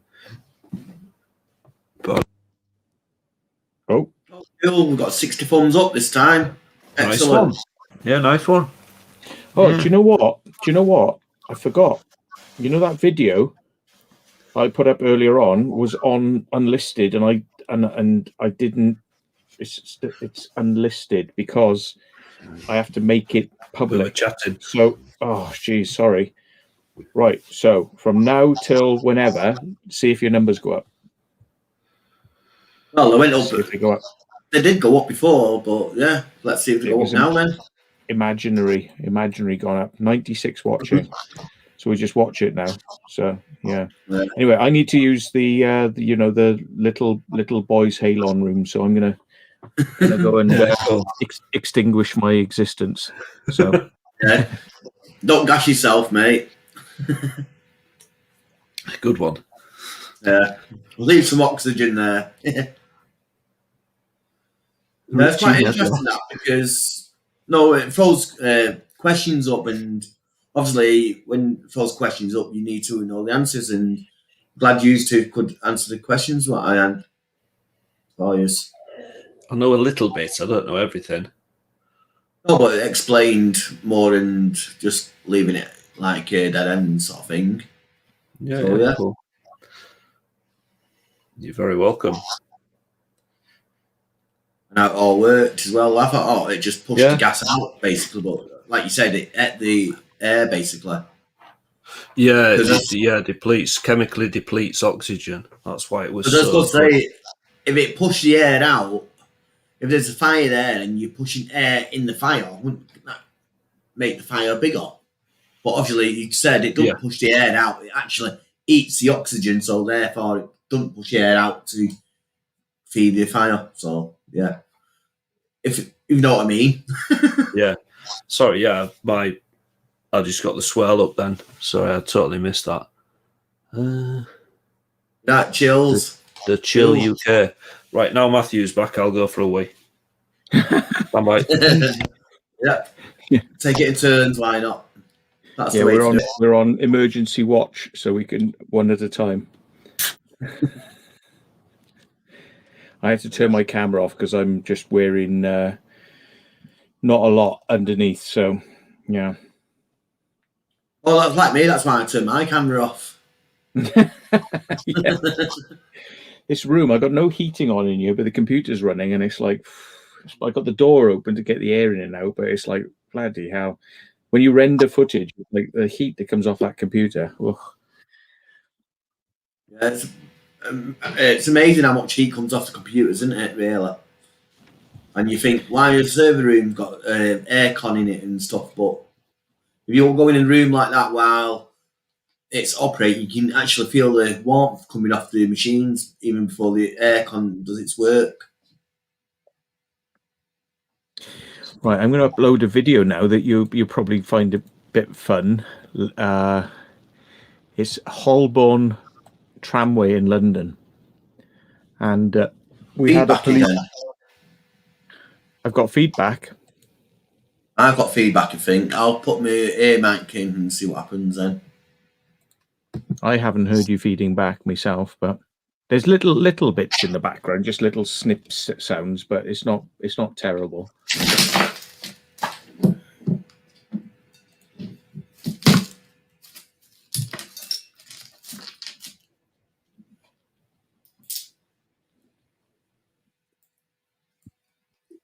So I was going to say this this Holborn thing, you'll find a bit of a giggle because we went in this place and then there was an old woman and she started freaking out, going like, "Hey, what are you doing? What are you doing?" And she was like pointing, and then the staff in the nearby Holborn Underground train station came out and they were like, "Oh, there's people going in the ground. They're going in through like a secret entrance," and they were like all like, "Ugh." So we all said, yeah, we got 5 minutes till the police are going to be they're definitely going to come. We are going to get our collars felt. And we were like fully prepared for this. Now we're like, yeah, let's film as much as we can because we're going to get sussed. But we managed to get out. It's amazing. We found another way out. So we managed to escape. How long were you there for? Down there? Oh, about 20, 30 minutes maybe. But yeah. We explored it fully. But when we were coming out, there they were, 5 or 6 police, and they were like running towards us, like, you know, like, "Oi, you!" And we were like, "Oh, ladder!" opened up like thing to the surface. We get out, run across the street. I was polite. I closed it back down, you know, and it was like got the hell out of there. And then we were standing there on the street, then watching them from afar, you know, like whilst they were all like, "Where are they? Where are they?" You know, and we were like, "We're out. we're miles away, boys." It's breaks the day up for them, innit? See something that they don't normally see. Well, exactly, breaking up fights in taxi ranks on a Saturday night, it gives them something different to do, doesn't it? Yeah. Yeah, so that one's uploading as we speak now, so I'll put that out later on for a bit of a giggle. But nice. Cool. Yeah, sounds good. ALW, I got to say, one of the key memories I've got of this, like going to see the HMS Brecon, was they showed me the fact that the engineering duplicates everything that's on the bridge, which I thought was fascinating. But one of the things on the bridge that I found that stuck with me more than anything else was that they had all these like pipes and tubes that had corks in them, and I said, "Well, what's that there?" You know, because it's obviously like it's like a chain off a bath, you know, and it's a cork into a pipe, and I'm like, "What's that?" And they said, "Oh, that's the communications," and I'm like, "What?" And I was like, "Well, don't you like have a telephone?" And down to the thing, and they said, "Oh yeah, we have telephones and all that, but this is a, you know, like fail safe." And I said, "Well, what do you mean?" They said, "Well, no, you pick this up and you speak down it and they hear you in the engine room." I'm like, "Really?" And they're like, yeah. It's like, you know, if the telephone wires get cut or if there's some sort of like failure, then this still works. And I said, "So why would you use something like that?" So like, isn't that like old fashioned? And they said, "Yeah, and the old fashioned things, they never fail. And that's why we still use them in the Royal Navy." Yeah. Did you find that to be the truth when you were there? Did they still use that sort of like speaking down tubes? Yeah. They're called sounding tubes. They still use sounding tubes on certain warships, but obviously when warships have got bigger and bigger, you can't get use the distance. No, but they still use sound-powered telephones, which is just a 2-wire system. You know, you see them in war movies where they like charge it up. You pick it up.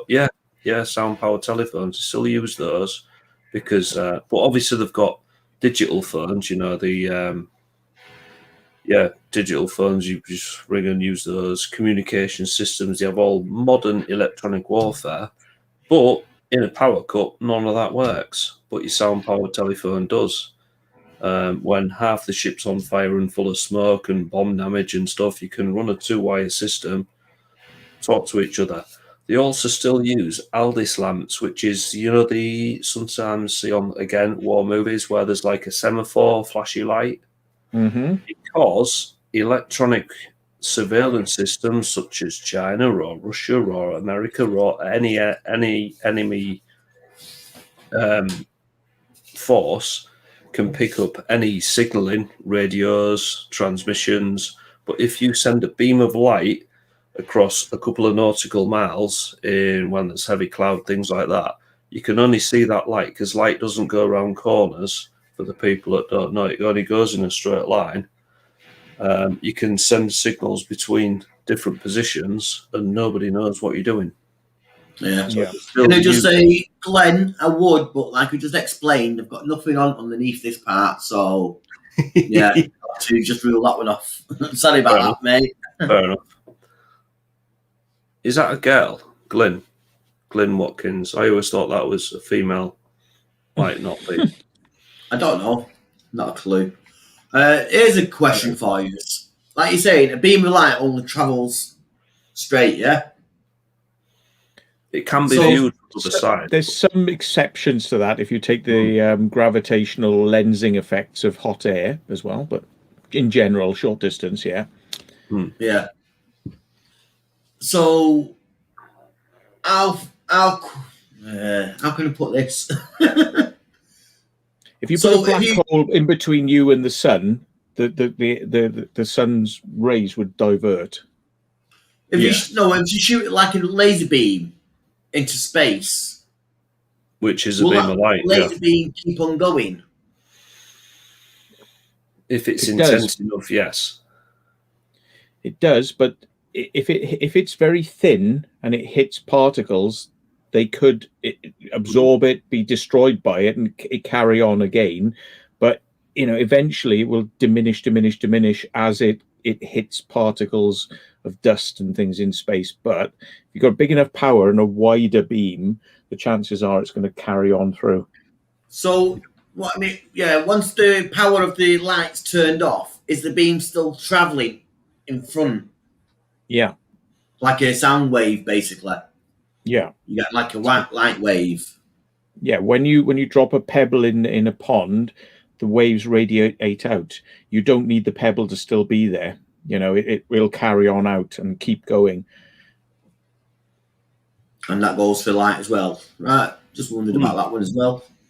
If you transmit a television program from Earth on Alpha Centauri, they'll be watching I Love Lucy now. They'll be receiving it now. But that's like from 50, 60, 100 years ago, or, they'll be receiving broadcasts from the war. That's like that movie Contact, they sort of like saying, well, how far has our broadcast gone? And they seem to be broadcasting back Hitler and the war, because those were the first high-powered television broadcasts that were sent from Earth. So they were the first high-powered broadcasts received by aliens. So they got panicked in the movie because they started sending back images of Hitler back to Earth, and they thought, oh, this is a joke, somebody's messing with us. But encoded in the pictures were all the plans of how to build a spacecraft inside the... Have you not seen this, ALW? No, I haven't watched this movie, no. Spoiler alert, sorry. If anybody hasn't seen Contact, it is mind-blowing. It's superb. Have you seen Close Encounters of the Third Kind? Yeah. Sure. I've seen Batteries Not Included. That's good, yeah. That's another Steven Spielberg movie, yeah. Yeah, very, very intelligently made. 1996, I joined the Armed Forces, and I was in the Armed Forces until 2010. And during those times, I didn't really go to the cinema or watch television.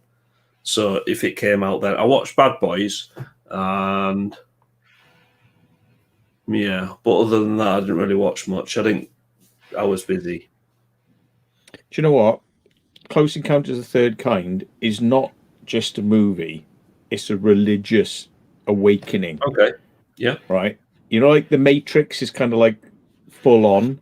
This is it's almost mystical. Close Encounters of the Third Kind is almost like a mystical movie. You know, I fully suggest you show your family Close Encounters of the Third Kind. Okay. You sit down and watch it in a dark room, and it's like, shh, no, everyone be quiet, watch it, because it's like, whoa, it is good. I shall. You will have a great time. It is that good. Yeah, I remember watching it. It must have been back in the 80s, and it must have been in single figures when I was watching it. That's how young I was when I watched that, and it was like, wow. I mean, everyone was like, yeah, you're not supposed to be watching this, go to bed, but I ended up watching it anyway. How you do? Yeah. I'm scared, I'm not going to bed, I'm scared of the dark, right? Stay down here and watch this. The thing is, there's a few different edits, and I would like to be a purist and say, watch the original edit, which is how it was released in the cinema. And then you got the director's cut, which has loads of stuff that wasn't in the cinema stuff. And then you got the special edition, which is what they show on television, which has all this CGI stuff that they put in at the end to kind of like answer questions that people had, because they were going, why did it end there? Why did it end there? And it's like, it's a bit like the Matrix. It's like, it leaves you yearning, because it's like, when you watch it, you go, oh my God. And it's like, and then that's the end of the movie. And you go, oh, what happens? What happens? And so Spielberg, to appease everybody, went back and created a whole 20-minute extra long sort of like thing of what happened, at the end, and carried the movie on. But it's not the purest way to kind of watch it. I've only seen the original one, me. Yeah. There's some great stuff in the extra footage. There's some really good bits that explain things that I accepted perfectly in the original movie, but I didn't realize there was a whole level of depth to some bits that weren't talked about, in the original. Well, it was based on a true story as well. Well, not on a true story, but the characters in it were based on real people, like Jacques Vallée, a UFO researcher who was an IBM computer programmer who also investigated UFOs. He's a real person. He's still alive. And he was the French guy, the French guy who was like saying, he was the one who invented the do do do do do. That the music like guy. Hand symbols. Yeah, he was like do do do do do. They do this hand symbols, and it corresponds to musical notes, and that's how they learn to speak to the aliens, is through music. Yeah, weird. Excellent. I'm thinking I have seen this actually. Do do do do do. Yeah. And it's all beams of light. Yeah, because they're trying to communicate, and is it old people in an old people zone or am I getting mixed up with something else? Oh, hang on. Are you thinking about old people? Hang on. You're not thinking about the dolphins, are you? That's the dolphin. Oh, what's that one where don't they get like they get turned back to being young? Lagoon or something. The lagoon. Cocoon. Yeah, I'm thinking Cocoon. That's it. Yeah, that's it. Well remembered. Cocoon. Yeah, Cocoon. Not lagoon. Yeah. So I'm getting mixed up. Getting my movies mixed up. That was an 80s movie, I think. Cocoon. Yeah. And another really good one for the kids, real buzz, absolute buzz, is Flight of the Navigator. It's a Disney movie where a spacecraft crashes on Earth, and I think a kid sees it or something, and then it gets taken away by the military, and he kind of like tries to find out where it is and gets back to it and manages to get on board this spacecraft. And it takes him off. It takes him off into the universe, or takes him around, like flying around, and like they're watching him on the radar screens, going, "Where? Get him! Like, yeah. Yeah, it is a good film. Someone mentioned that in the comments before. Yeah. Oh, these are absolutely superb movies. Flight of the Navigator. What's The Explorers? That's another good one. Now that is a bit more kiddie, but for most of it, I'd say it's actually adults can enjoy it. But right at the end, it gets very kiddie. Right at the end, but it's okay. I remember showing that to a load of kids when I was a projectionist, and they were screaming at parts of that movie. They got scared because there's spider monsters in it. Oh, right, And okay. but it's okay though. You know, I mean, it's an all right movie. It's for kids, but they were all like freaking out because there were these gigantic spiders walking down corridors. You know, and it was like, yeah, Spider monsters, and all a few explorers will be scared of them. The Explorers is Yeah. brilliant. These kids like wake up in dreams and they're getting like messages and they're drawing things down and it's telling them to design something and do something. See that it's exactly the same scenario. Contact, all the Close Encounters of the Third Kind. Everyone's getting messages from somewhere else telling them to do things. Close Encounters was telling them to go to this mountain. Yeah. For some reason, they didn't know why, but they've got to come to this mountain. Yeah.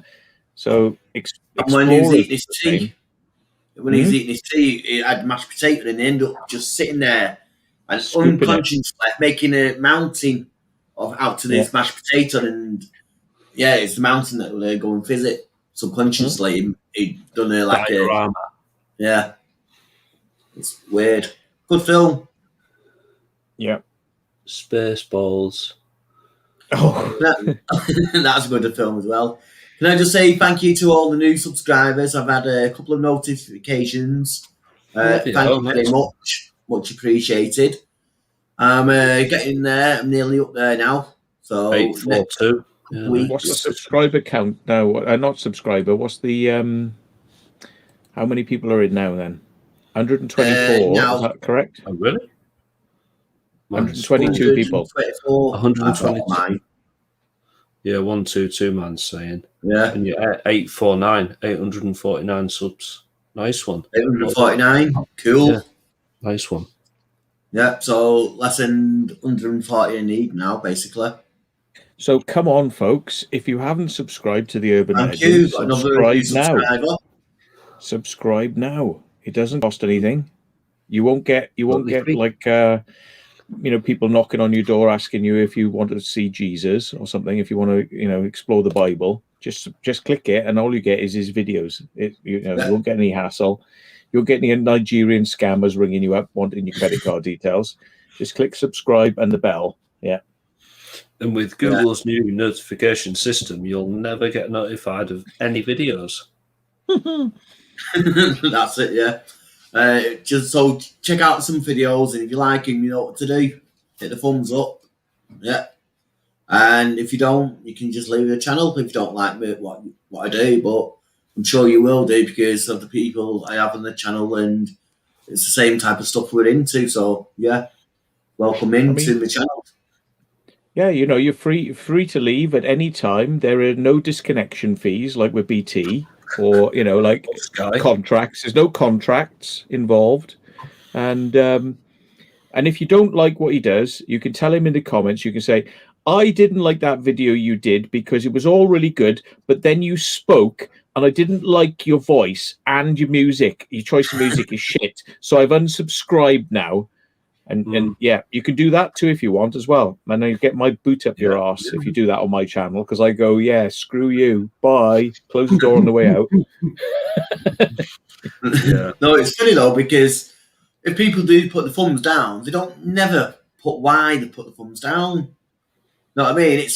Obviously it's feedback, thumbs down, feedback, but just leave a comment why you do it. That's all it is, isn't it? Really? Cool. Well, maybe I should be more accepting then if people are telling me why they don't like it. But it's like it's also irrelevant because it's like, come on, guys. I can't make a video that's individual. You can't please all the people all the time. You know what I mean? You do your best. If they're saying things like, "Oh, there's a horrible noise in the background," and you go, "Oh, actually, yeah," if everyone's saying the same things, but when you get these sporadic little bursts like, "Your music was shit. What's wrong with you?" Or you're just like, "Oh, go away." These are just my comments. On your one of your 50 fake accounts you have, yes. Yeah. Yeah. I haven't Also, what really. you're saying I'm there, joking. Matt, because there's so many people watching your videos, and you can't cater for every single person because every single person's got a different view on taste and what they like and what they don't like. At the end of the day, everyone's unique, their own individual, and you can't please everyone all the time. You please most of the people some of the time. Natalie Lucy Alice says, I love the music Matthew chooses. I'll give you something that you may like because it's absolutely blown me away. I'm listening to it continuously in the car right now, and I'm going to send you a link and you can have a listen to it. This is my favorite artist of all time.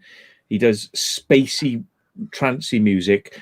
Some of his tracks are 60 minutes long, right? They're just like very stretched out, spacey, didgeridoo samples and stuff like that. But it's just wow. I'll get you the thing now, and you can just have a listen to it. If you don't like it, you don't like it. But yeah, have a listen to it. Steve Roach is his name, but I'll get it for you now. Cool. Because you've got to listen to this. This is like, if you love it, you will love it. If you hate it, yeah, it's not for you. Fine, just turn off. But give it time because this is a 16-minute long track, and it just every time I listen to it, I get goosebumps from head to toe. It's just like, oh yeah, that's when you just know music's right for you. Yeah. Is it like soothing music or relaxing music? What type of music is it, sort of thing? Is it beat It's music relaxing. or... It's relaxing music, but it's also it's quite charged. I think that ALW like it because it's almost like if they amped it up and turned it up a bit, you know, like speed up a bit. It's like Doctor Who. It's like a Doctor Who theme track, but it's done down.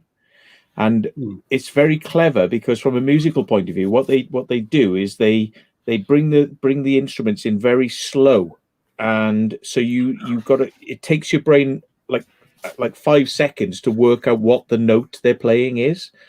And what they do is they play da da da, and then they mirror it with 2 octaves down in a bass note, which is very clever because it's not going da da da da, it's going da da da. And it's like it's octaves. It's all to do with like playing around with the octaves. Anyway, I'm not gonna. That's probably going way too far for most people. It just is the coolest thing I've heard in ages. It's very clever. Nice. Mm-hmm. Can you get the rights to it so you can start using it on your videos? You know what? I was actually thinking about contacting Steve Roach and saying, how much would it cost me to be able to use this track? Because I think people would actually be blown away by it. Yeah, do it. Ask him. Yeah, a friend of mine contacted him. I've loved him for years. You know, I've loved this guy for years. And somebody I know did a video, and they contacted him, and he actually produced custom tracks for their video. And I was just like, what the hell? Wow. And I was involved in that video production. It was for a dome screen. So it's actually a movie that got getting showed in dome screen cinemas about stone circles and things like that. Like the old IMAX but bigger. And digital. Wow. Yeah. So that was something, you know. It was like, you know, I love this guy, and then the next thing you know, my name's on the credits next to his name on the credits and a dome screen film. It's like shit.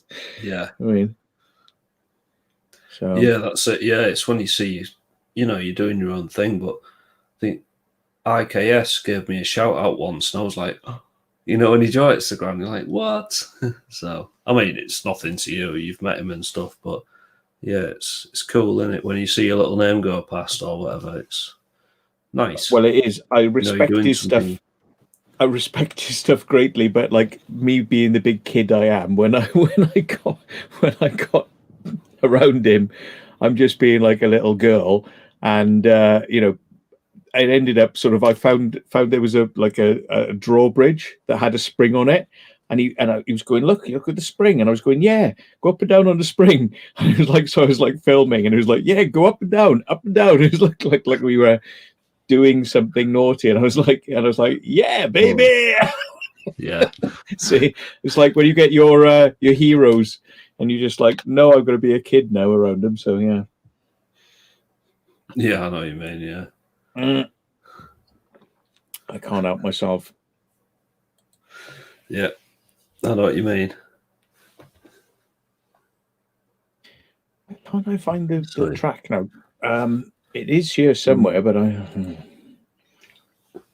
No, but any creators out there, YouTube creators in the chat, the music on a lot of my videos is a band called the Wilbur Project, and I was like a fan of theirs. I used to buy their records and things when they used to do 45 records. And then when I started doing YouTube, they contacted me and said, do you want to use our music on your videos? I was like, well, yes, please. And they were like, yeah, there you go. There's the rights to it. So you can use it. So I do. And that's the music that's on the end of, I think somebody mentioned it. I think it was Glenn. Oh, who was it? The sort of end music on my videos, that is what it is. It's the Wilbur Project, but it's in the description box. But yeah, if you don't ask, and then if you're nice to people, then sometimes they suggest it.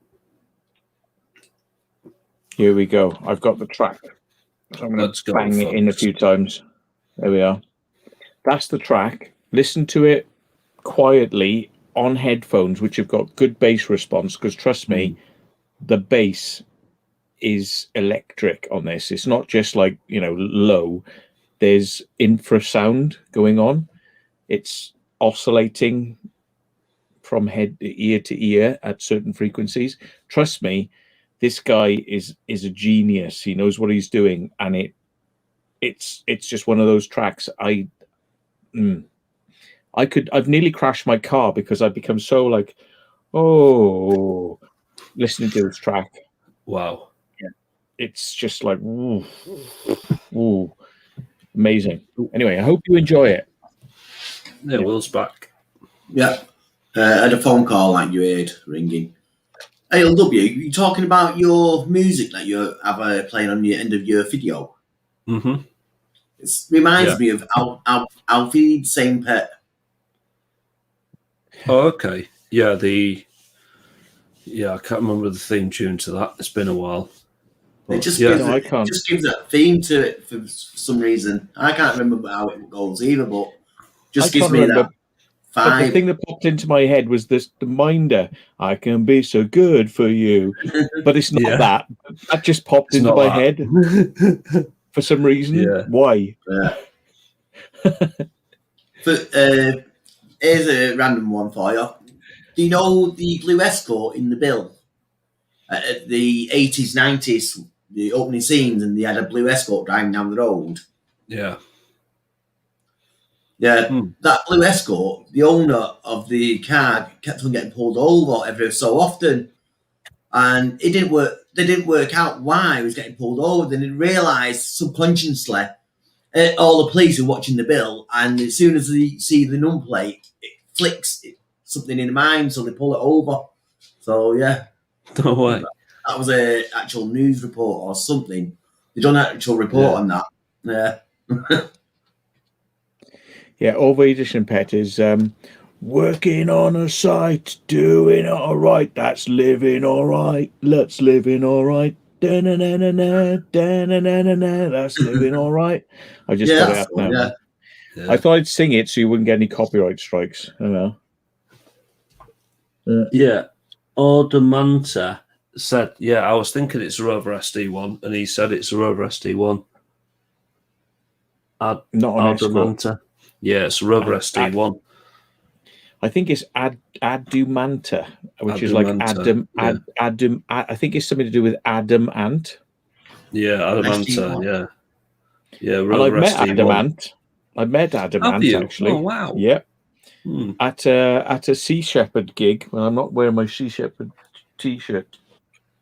I have got a Sea Shepherd thing in the background here, but cool. he was at a Sea Shepherd gig, and he just seemed to me like a very quiet, unassuming bloke. He came in, did his like, "Rrr," and then he was walking away, and I thought, oh, he's leaving, and he hasn't really spoken to anybody. And I just went up to him. And it was like, I just said, "Oh, mate, thank you very much. It was really, really good. Like, thanks for like supporting." He goes, "Oh, so that's fine. Yeah, really glad to be, like really glad to do it." Like, and I was like, "Oh, thanks." And it was just like, but I saw him come, do his thing, and was leaving, and I thought, no, I haven't seen anybody talking to this guy. It's like, you know what I mean? I just got to go and say, like, thanks, mate. Thank you. So yeah. Yeah. This is it. Didn't he pass away a few years ago? Mm-hmm. Or am I getting totally wrong there? I think I know he suffered a lot from depression. Yeah. And he has like suffered from sort of like, yeah. Are you getting mixed up with the guy that nearly got the role as Spike in Buffy the Vampire Slayer? Who was that? I'm tired now. No, not a clue what you're talking about there. No. So it won't be him. Yeah, I thought he passed away quite a few years ago, but obviously, by the sound of it, he hasn't. But I did hear that he went into depression, like Matt said, and I thought it was down to that why he passed away. I'm just like remembering now. Did Adamant had his son with him as well? I believe, who was playing, but I can't remember now. It's like I'll have to go and watch the video. There's a video. Stand and deliver, isn't it? Yeah. There is a video I recorded of that night on the Sea Shepherd ship. So I recorded it and put it out. Is on a YouTube clip somewhere. Adamant Sea Shepherd. Look it up. Let me see if it's still available. Hang on YouTube. Adamant Sea Shepherd. It might come up as that. I don't know. Yeah, that video I was talking about. Dressed up like he's surfing, wasn't he? Yeah, Adamant at the Sea Shepherd ship. There he is on my video on a channel I will never admit to. Here he is. Okay. Yeah. Is that the name of the video? I'm not playing it for you, but I could because it's not actually it's music that's being played live, so it wouldn't be a problem, would it? I could play you a bit of it if you want. Do you want some of that? Yeah, go on then. Okay, let me share my screen then. Let me. You got that?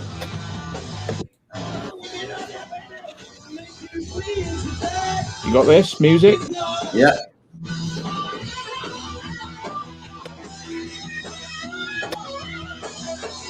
And this was still on the Sea Shepherd, yeah. I think that's his son next to him playing. I can't see no pictures. Just see your. Can you not see pictures?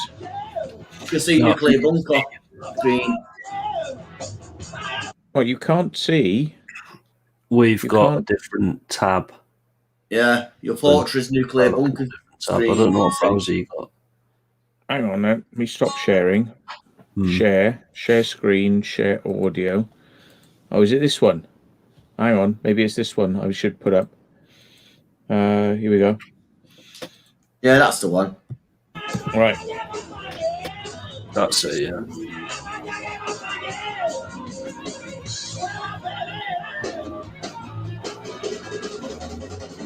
Drummer's good.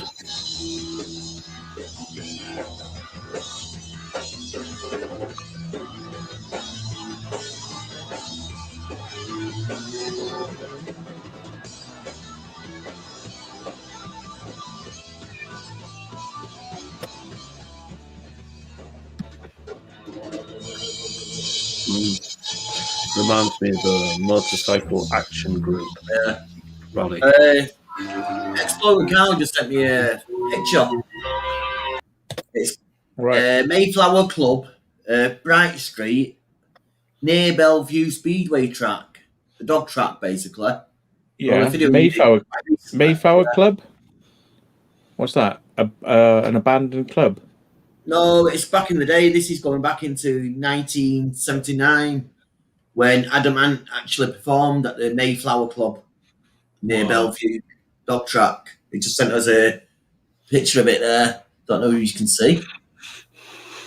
Oh Yeah. yeah, Bellevue Yeah, Speedway entrance near the Bellevue Speedway entrance, Mayflower Club, Birch Street, That's £1.50 before tickets. 1979. Bloody hell! Yeah. before my time. That I'm not too sure it's before your time, ALW. it I think was. it's on. January '79 was. Was it? Yeah. Yeah, it was. Yeah. Wow. Crazy. He had a lot of tattoos on him. That's what I remember, which I didn't like. I didn't remember because when you see him as like Adamant, he's all dressed up in stuff. But when he's like, see him off, it's like every bit of him's tattooed. With like sort of, So I never do that. Yeah, I've never bothered with tattoos. Lots of people in the Navy did. Yeah, Royal Navy people used to be all tattoos on the forearms and that. I just never bothered. Popeye. Yeah. Yeah. Yeah. It's like this arm is small, this arm is massive. Yeah. Yeah, that's Like they're swinging their arms around they're like crabs, aren't they? It's like small down here, but massive up there. Yeah. Ooh. We have more beers. Okay. Can I have 4 beers? Yeah. Do it. Yeah, why not? Do it. Yeah, so I'm just trying to think now. That music I sent the link for, if people want to have a look at that track, you do need to like sit down and absorb it. Maybe take yourself away from shit that's going on and listen to it on a set of headphones that got some good bass. But it's like it's escapism. It's like that sort of like music is escapism, and like movies is escapism as well. I love some great movies that just take you out of like normal reality, like The Matrix. It's like, wow. Yeah. Yeah, the lady eating the cake is a good scene on that. Yeah. Aye. You mean the lady in the red dress? Could be. I can't remember what colour dress she had on. Yeah. So didn't you see the lady with the red dress? It's like it's a distraction so they can get you. You've got H. Jasper in as well. Hello, Jasper. Hello. Cool. 1979. Yeah. What was I doing in 1979? I was born in 1971, so in 79 I would have been 8 years old. I reckon you had a chrome spaceship saucer and you ran around your garden. Yeah. Yeah. I was probably I don't know what would I be doing. Yeah, just in like junior school, hating it and getting like bullied by teachers, and yeah, horrible. Yeah, teachers were nasty back then. They're allowed to give you the cane and all sorts, weren't they? Yeah, you used to beat me up. I remember just coming into high school or primary school from infants or from juniors, into primary school, and basically they banned the cane just in time for me. Else I'd have had that a few times. I'm sure I would have. I used to get dapped, but it was like like dapped across the arse like multiple times, and I used to go home and sort of like hide so that I couldn't be seen in case there was any marks on me, and all that sort of stuff. Yeah. Carl says the KLF are back. I've been to the KLF's nightclub. They own a pub in London called the Foundry. I've been there.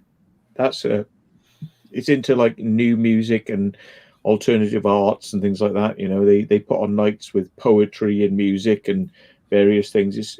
And they've got a radio station there as well. They do a radio station from there. I can't remember what that's called, but yeah. Do they? Yeah, that's cool. I've got a couple of KLF LPs in the loft. If not here, they'll be at my mum and dad's house. KLF. Yeah. Boop, boop. Yeah, all the crowd noise in the background on that track Yeah. that you're talking about. That's right. Got Yeah. that on my LP single, 33 single. Yeah, the Teachers used to always dusters, the big dusters, and they had a hardwood back. Yeah. Didn't they did a mix track with what's the name of the cowboy singer? Dolly B-side. Parton. Yeah, on the B side of that, yeah. Yeah. And they're justified and they're ancient and they drive in ice cream vans. And it was Dolly Parton singing, "They're Wow. justified and they're ancient. I hope you understand." She was like, KLF. I didn't know they were still doing stuff. was it Tammy I don't know. Wynette or was it Dolly Parton who did the KLF song? Sorry, I have to find out now. Let me find out. KLF, Dolly Parton, Justified. Hang on. Oh no, it's featuring Tammy Wynette. No, you're right. Sorry. Okay. She had yeah. There is a connection there, but it was Tammy Wynette on the track. Sorry, I didn't realize that actually. I thought it was Dolly Parton. Catching a bit, Wee Man's World. Cool. I would put the track on, but then you'll get a copyright strike on it. So yeah. Yeah. I don't know that. Yeah, them chalkboards.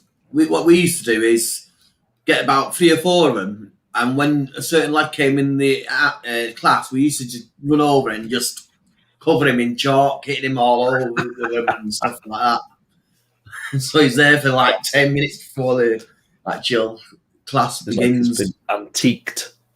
Yeah. And we had them chalkboards where you had to pull it down and it spun round like on a big conveyor belt. About 6 foot tall it was.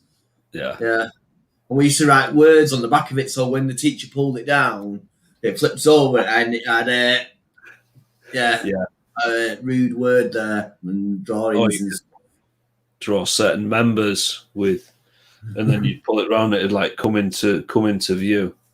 Yeah, bit by bit. Yeah. Good old days back then, I feel. Yeah. Oh yeah.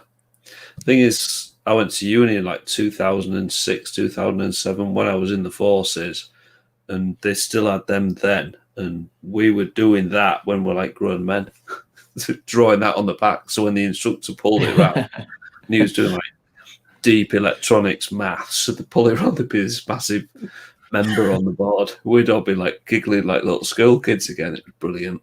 Good times. Got to though, want you to just brighten the day up. Absolutely. We used to do things like, it was a bit younger, sort of like, but when I was back in Paris, it was probably like age 8 to 15. We would go in some of the classrooms and we would urinate into the electric heaters. By the way, safety note, safety note, don't do this when they're on, yeah? You have to turn them off because you might get a bit of a shock.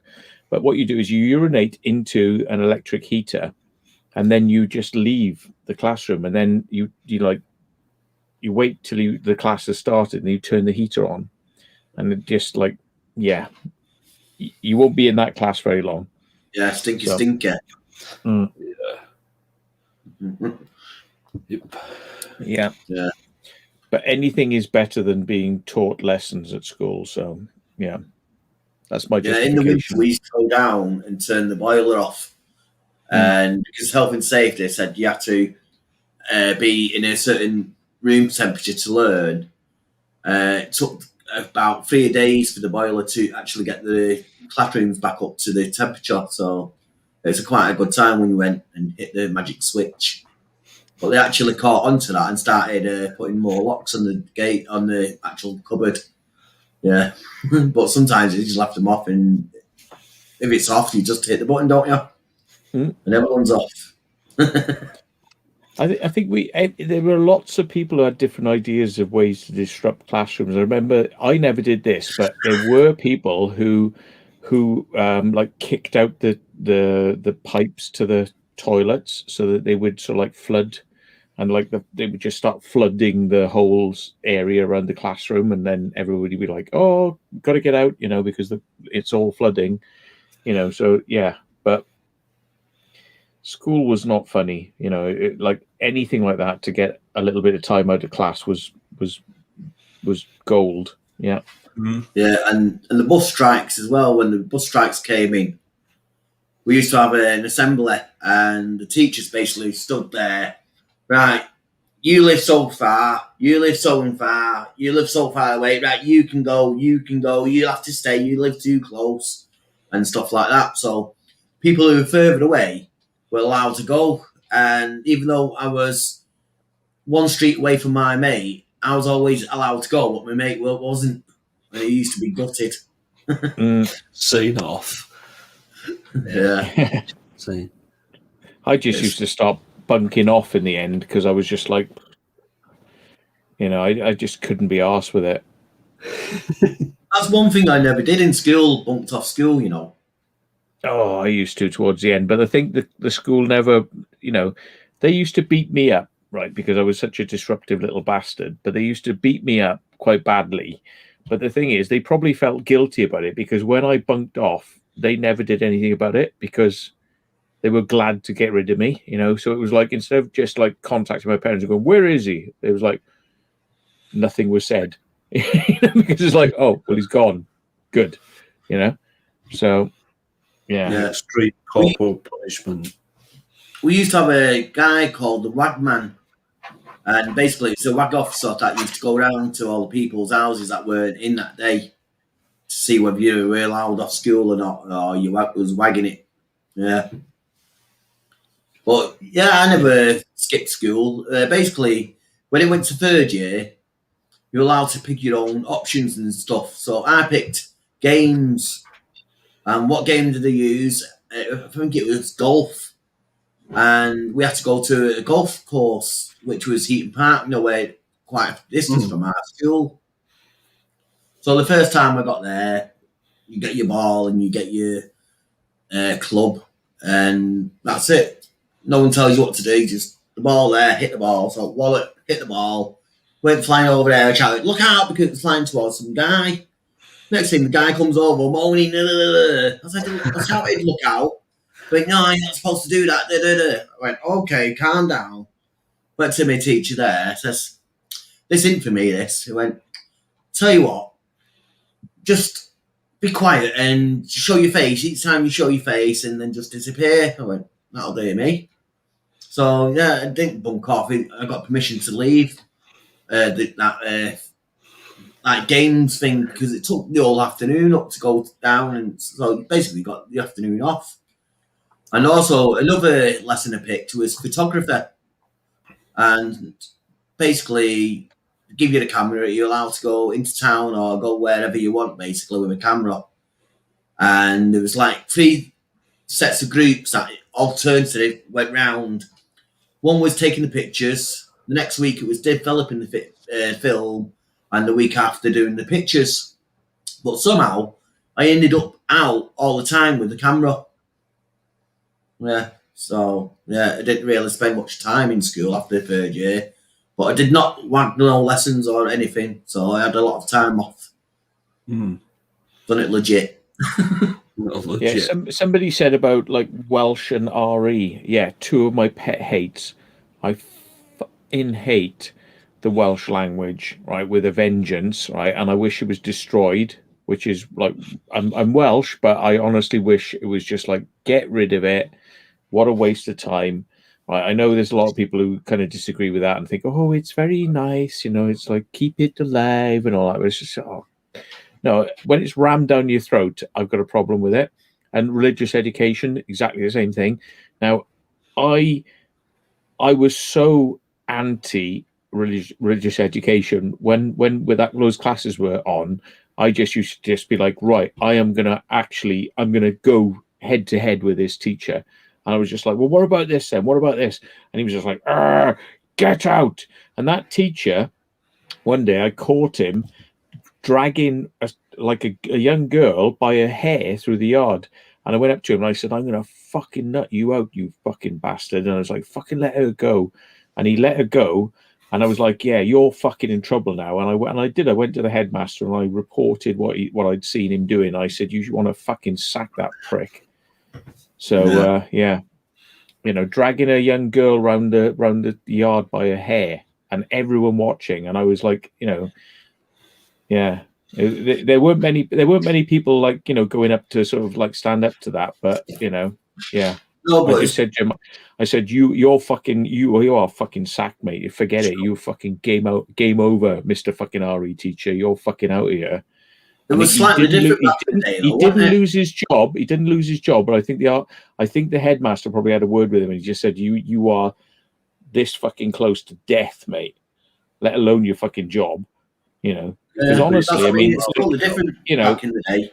Because these days you'd have lost your job through that, like you say. But back then, you used to get caned and all sorts, and well, abuse used to go on and stuff like that. That was allowed, I mean, but now health and safety these days won't allow it. Yeah, there's all sorts of things go on in schools that ain't meant to be there, and it's like I just get pissed off that.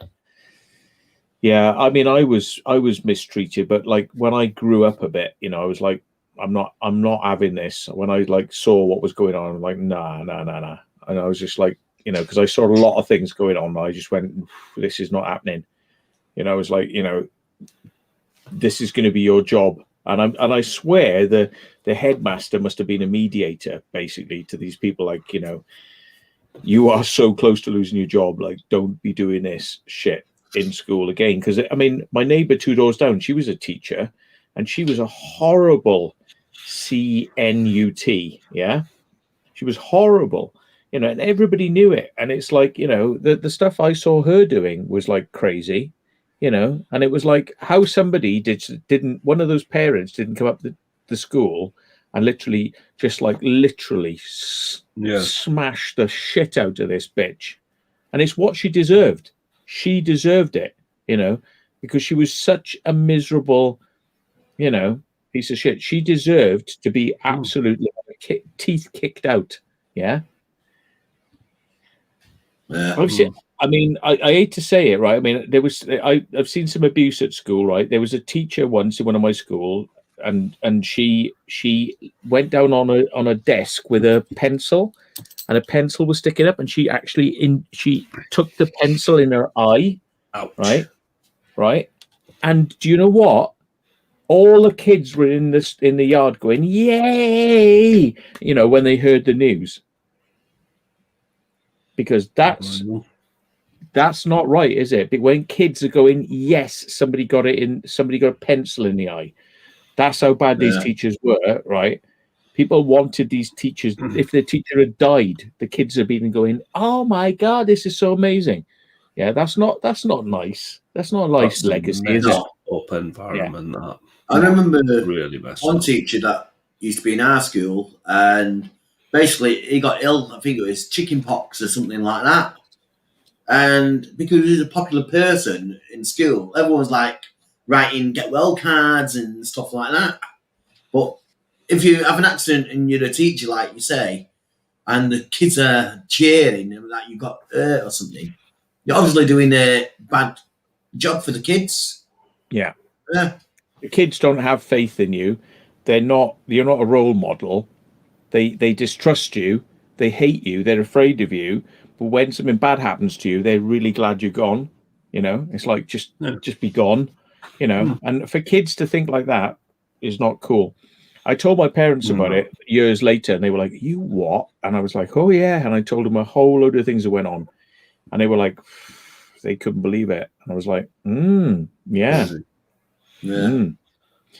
And that's the thing I would say to anyone who's got kids, because I don't want to have kids. I mean, I'm not in that ballpark. But if you do have kids, nurture them and listen to what they're saying about what's going on at school. Because if there's any dodgy shit going on at school, I know I took a lot of punishment and a lot of abuse and I kept it to myself because kids, I think, generally hide stuff. They hide, Yeah, they do, yeah. and they're more worried about what their parents are going to think about them than the punishment and the abuse they're getting off their teachers. So just watch for that. Be very aware of it, and that's all I'll say to people who've got kids is just be well aware, watch for signs, and be proactive and watching what's going on at your school, because bad teachers, it's like Jimmy Savile, they get away with it. Yeah, They get away with it. Out there. Yeah, Especially nowadays with the left wing, because most teachers are lefty. It's all well protected. But without getting into politics, my little boy, I've got a 7-year-old. Me and him are really close, but there's still things he doesn't tell me, and I know he's not telling me something, but I'll never know what it is. And the stuff that happens when he's at school, I'm not there. Don't tell me about it. It might be nothing. It might be something very, very serious. You just don't know. So that's it. Something that in his eyes might not be serious enough to tell you, but if you hear about it, it's got to be a lot more serious than he actually thinks as well. You know what I mean? And it's when he grows up or whatever, you don't know when you're a kid what's what, right and wrong, really, especially at that age. And when you're older, you realise that teacher took the mick or took the piss out of me or whatever. You know what I mean? You Don't that realise what at you the did time. was wrong. When you're older, then you look back on it, then you do. Yeah, And obviously, you're looking at it to dad now. I'm thinking, what's my son going through? Because he don't know, like you say, like I'm saying now, he don't know what he's going through himself, maybe. But yeah, my best way was to kind of like rebel quietly, but get out of it, and yes, you've got to be aware of it. I mean, the thing is, I was a negative influence at school, but I didn't deserve being beat up, by teachers, like properly beat up, and like no. So I don't think anyone really deserves that kind of teachers, or if you do, certainly not in a must school be a real environment. bad person. You know what I mean? But I don't think you are. Right, on that happy note, we've got to call it a night now and round it off. Been a great night. Cheers, everyone. Thanks for all new subscribers. It's rather a depressing point to end on. You know what? We're going to go now. Have we actually talked about urban exploration at all? We've covered cameras. We've done cameras. Fishing, sand. All sorts. I think we did actually, because I think we discovered that ALW has a vast knowledge of military hardware that is an untapped resource there. Because when I mentioned HMS Brecon, he was talking about the engines it had, all the equipment it had. I'm reckoning that naval ships and shipyards is something that ALW should be looking into, because he's obviously he's put his time in. Yeah, but I've seen him doing naval stuff, but it's all like abandoned naval stuff. But yeah, he's obviously got his knowledge there. So yeah, I think that's Urbex. Yeah, we did a bit of Urbex then. Yeah, we did bits of it. You're uploading a video at the minute, Matthew. Tell us about the video you're uploading at the minute. You say you've got one going up now. That's the one I was saying. It's basically Holborn train station. Well, not train, sorry. It's next to the train station. It's the underground station. They have the old tramway, which was a cut. What do they call it? Cut and cover. So basically cut a massive area out, and then they built a station and then covered it over on the top. And that's pretty much the way it is to this day. It's there, but they don't know what to do with it, because it's kind of like this huge thing that goes underground, and they've got road on it now. And what do you do with it? It's just like this underground thing going near, the roads and the railway station. But yeah, so we got in there. The police were called. They weren't happy. They chased us. Did we get away or didn't we? Have a guess. You'll have to watch the video and see. Don't. You'll have to watch. Yeah. You'll have to watch to find out. Yeah. Don't When give does too that much away. go? When does that go public? I'll tell you in a minute. Will it be straight away as it's? It says process. Oh, it's not going to be. Please tell me it's not going to be one of these stupid videos that takes 17 hours to render, because it's saying processing 95%. It's going to be a stupid one. I would like to say it's already uploaded, which it has, but it's at processing 95%, which means it would be quicker for me to delete this video and re-upload it, and it processed correctly, and it'll be done within an hour. This probably means I'll be there for the next 3 days, waiting for it to finish processing. Probably because you're doing a live stream, maybe? No, because it's finished uploading now, so Yes. it should be ready immediately. But I wouldn't like to say, but within the next hour, hopefully. But let's not let's not get too You never know with them lot, do you? Yeah. And I've complained to YouTube because when you upload a video and you say I put adverts at the beginning and the end, but not in the middle of my videos, and it's been unticking those options. So there's the adverts aren't on the videos, and I was like, hello, what's going on there? It's like, so I upload it and all the options are ticked, and I go next, done, finished, and it uploads it and it's ready to go, and I go okay, and then no adverts are selected to go on it, so I'm not going to get any revenue from it at all. And I'm just like, and I've been looking through my videos, and it's like some are and some aren't. It's like, so yeah. But that's the way I make money from the videos, which only comes to about £10. It comes to about £10 per video, so it's not a massive amount, but it's still, something. So yeah, but the bastards have been buggering with my, what's on and what's off, which is pissing me off. So absolutely, you can't do it for free. No, you can't. The cost of going to an Explore to then do it, to then film it, process it, put it up, it's all expensive. Yeah, well, it helps, doesn't it? I mean, I don't believe in putting adverts in the middle of videos. I have oh, it's finished. Oh, it says checks running. Hang on, checks running. Okay, maybe it has just literally as we spoke gone. Okay, maybe the algorithm, maybe Google's AI is listening to me. It's going, don't you slag us off. Okay, it might be. Maybe it'll be up soon, within the next hour. Then I don't know. But cool.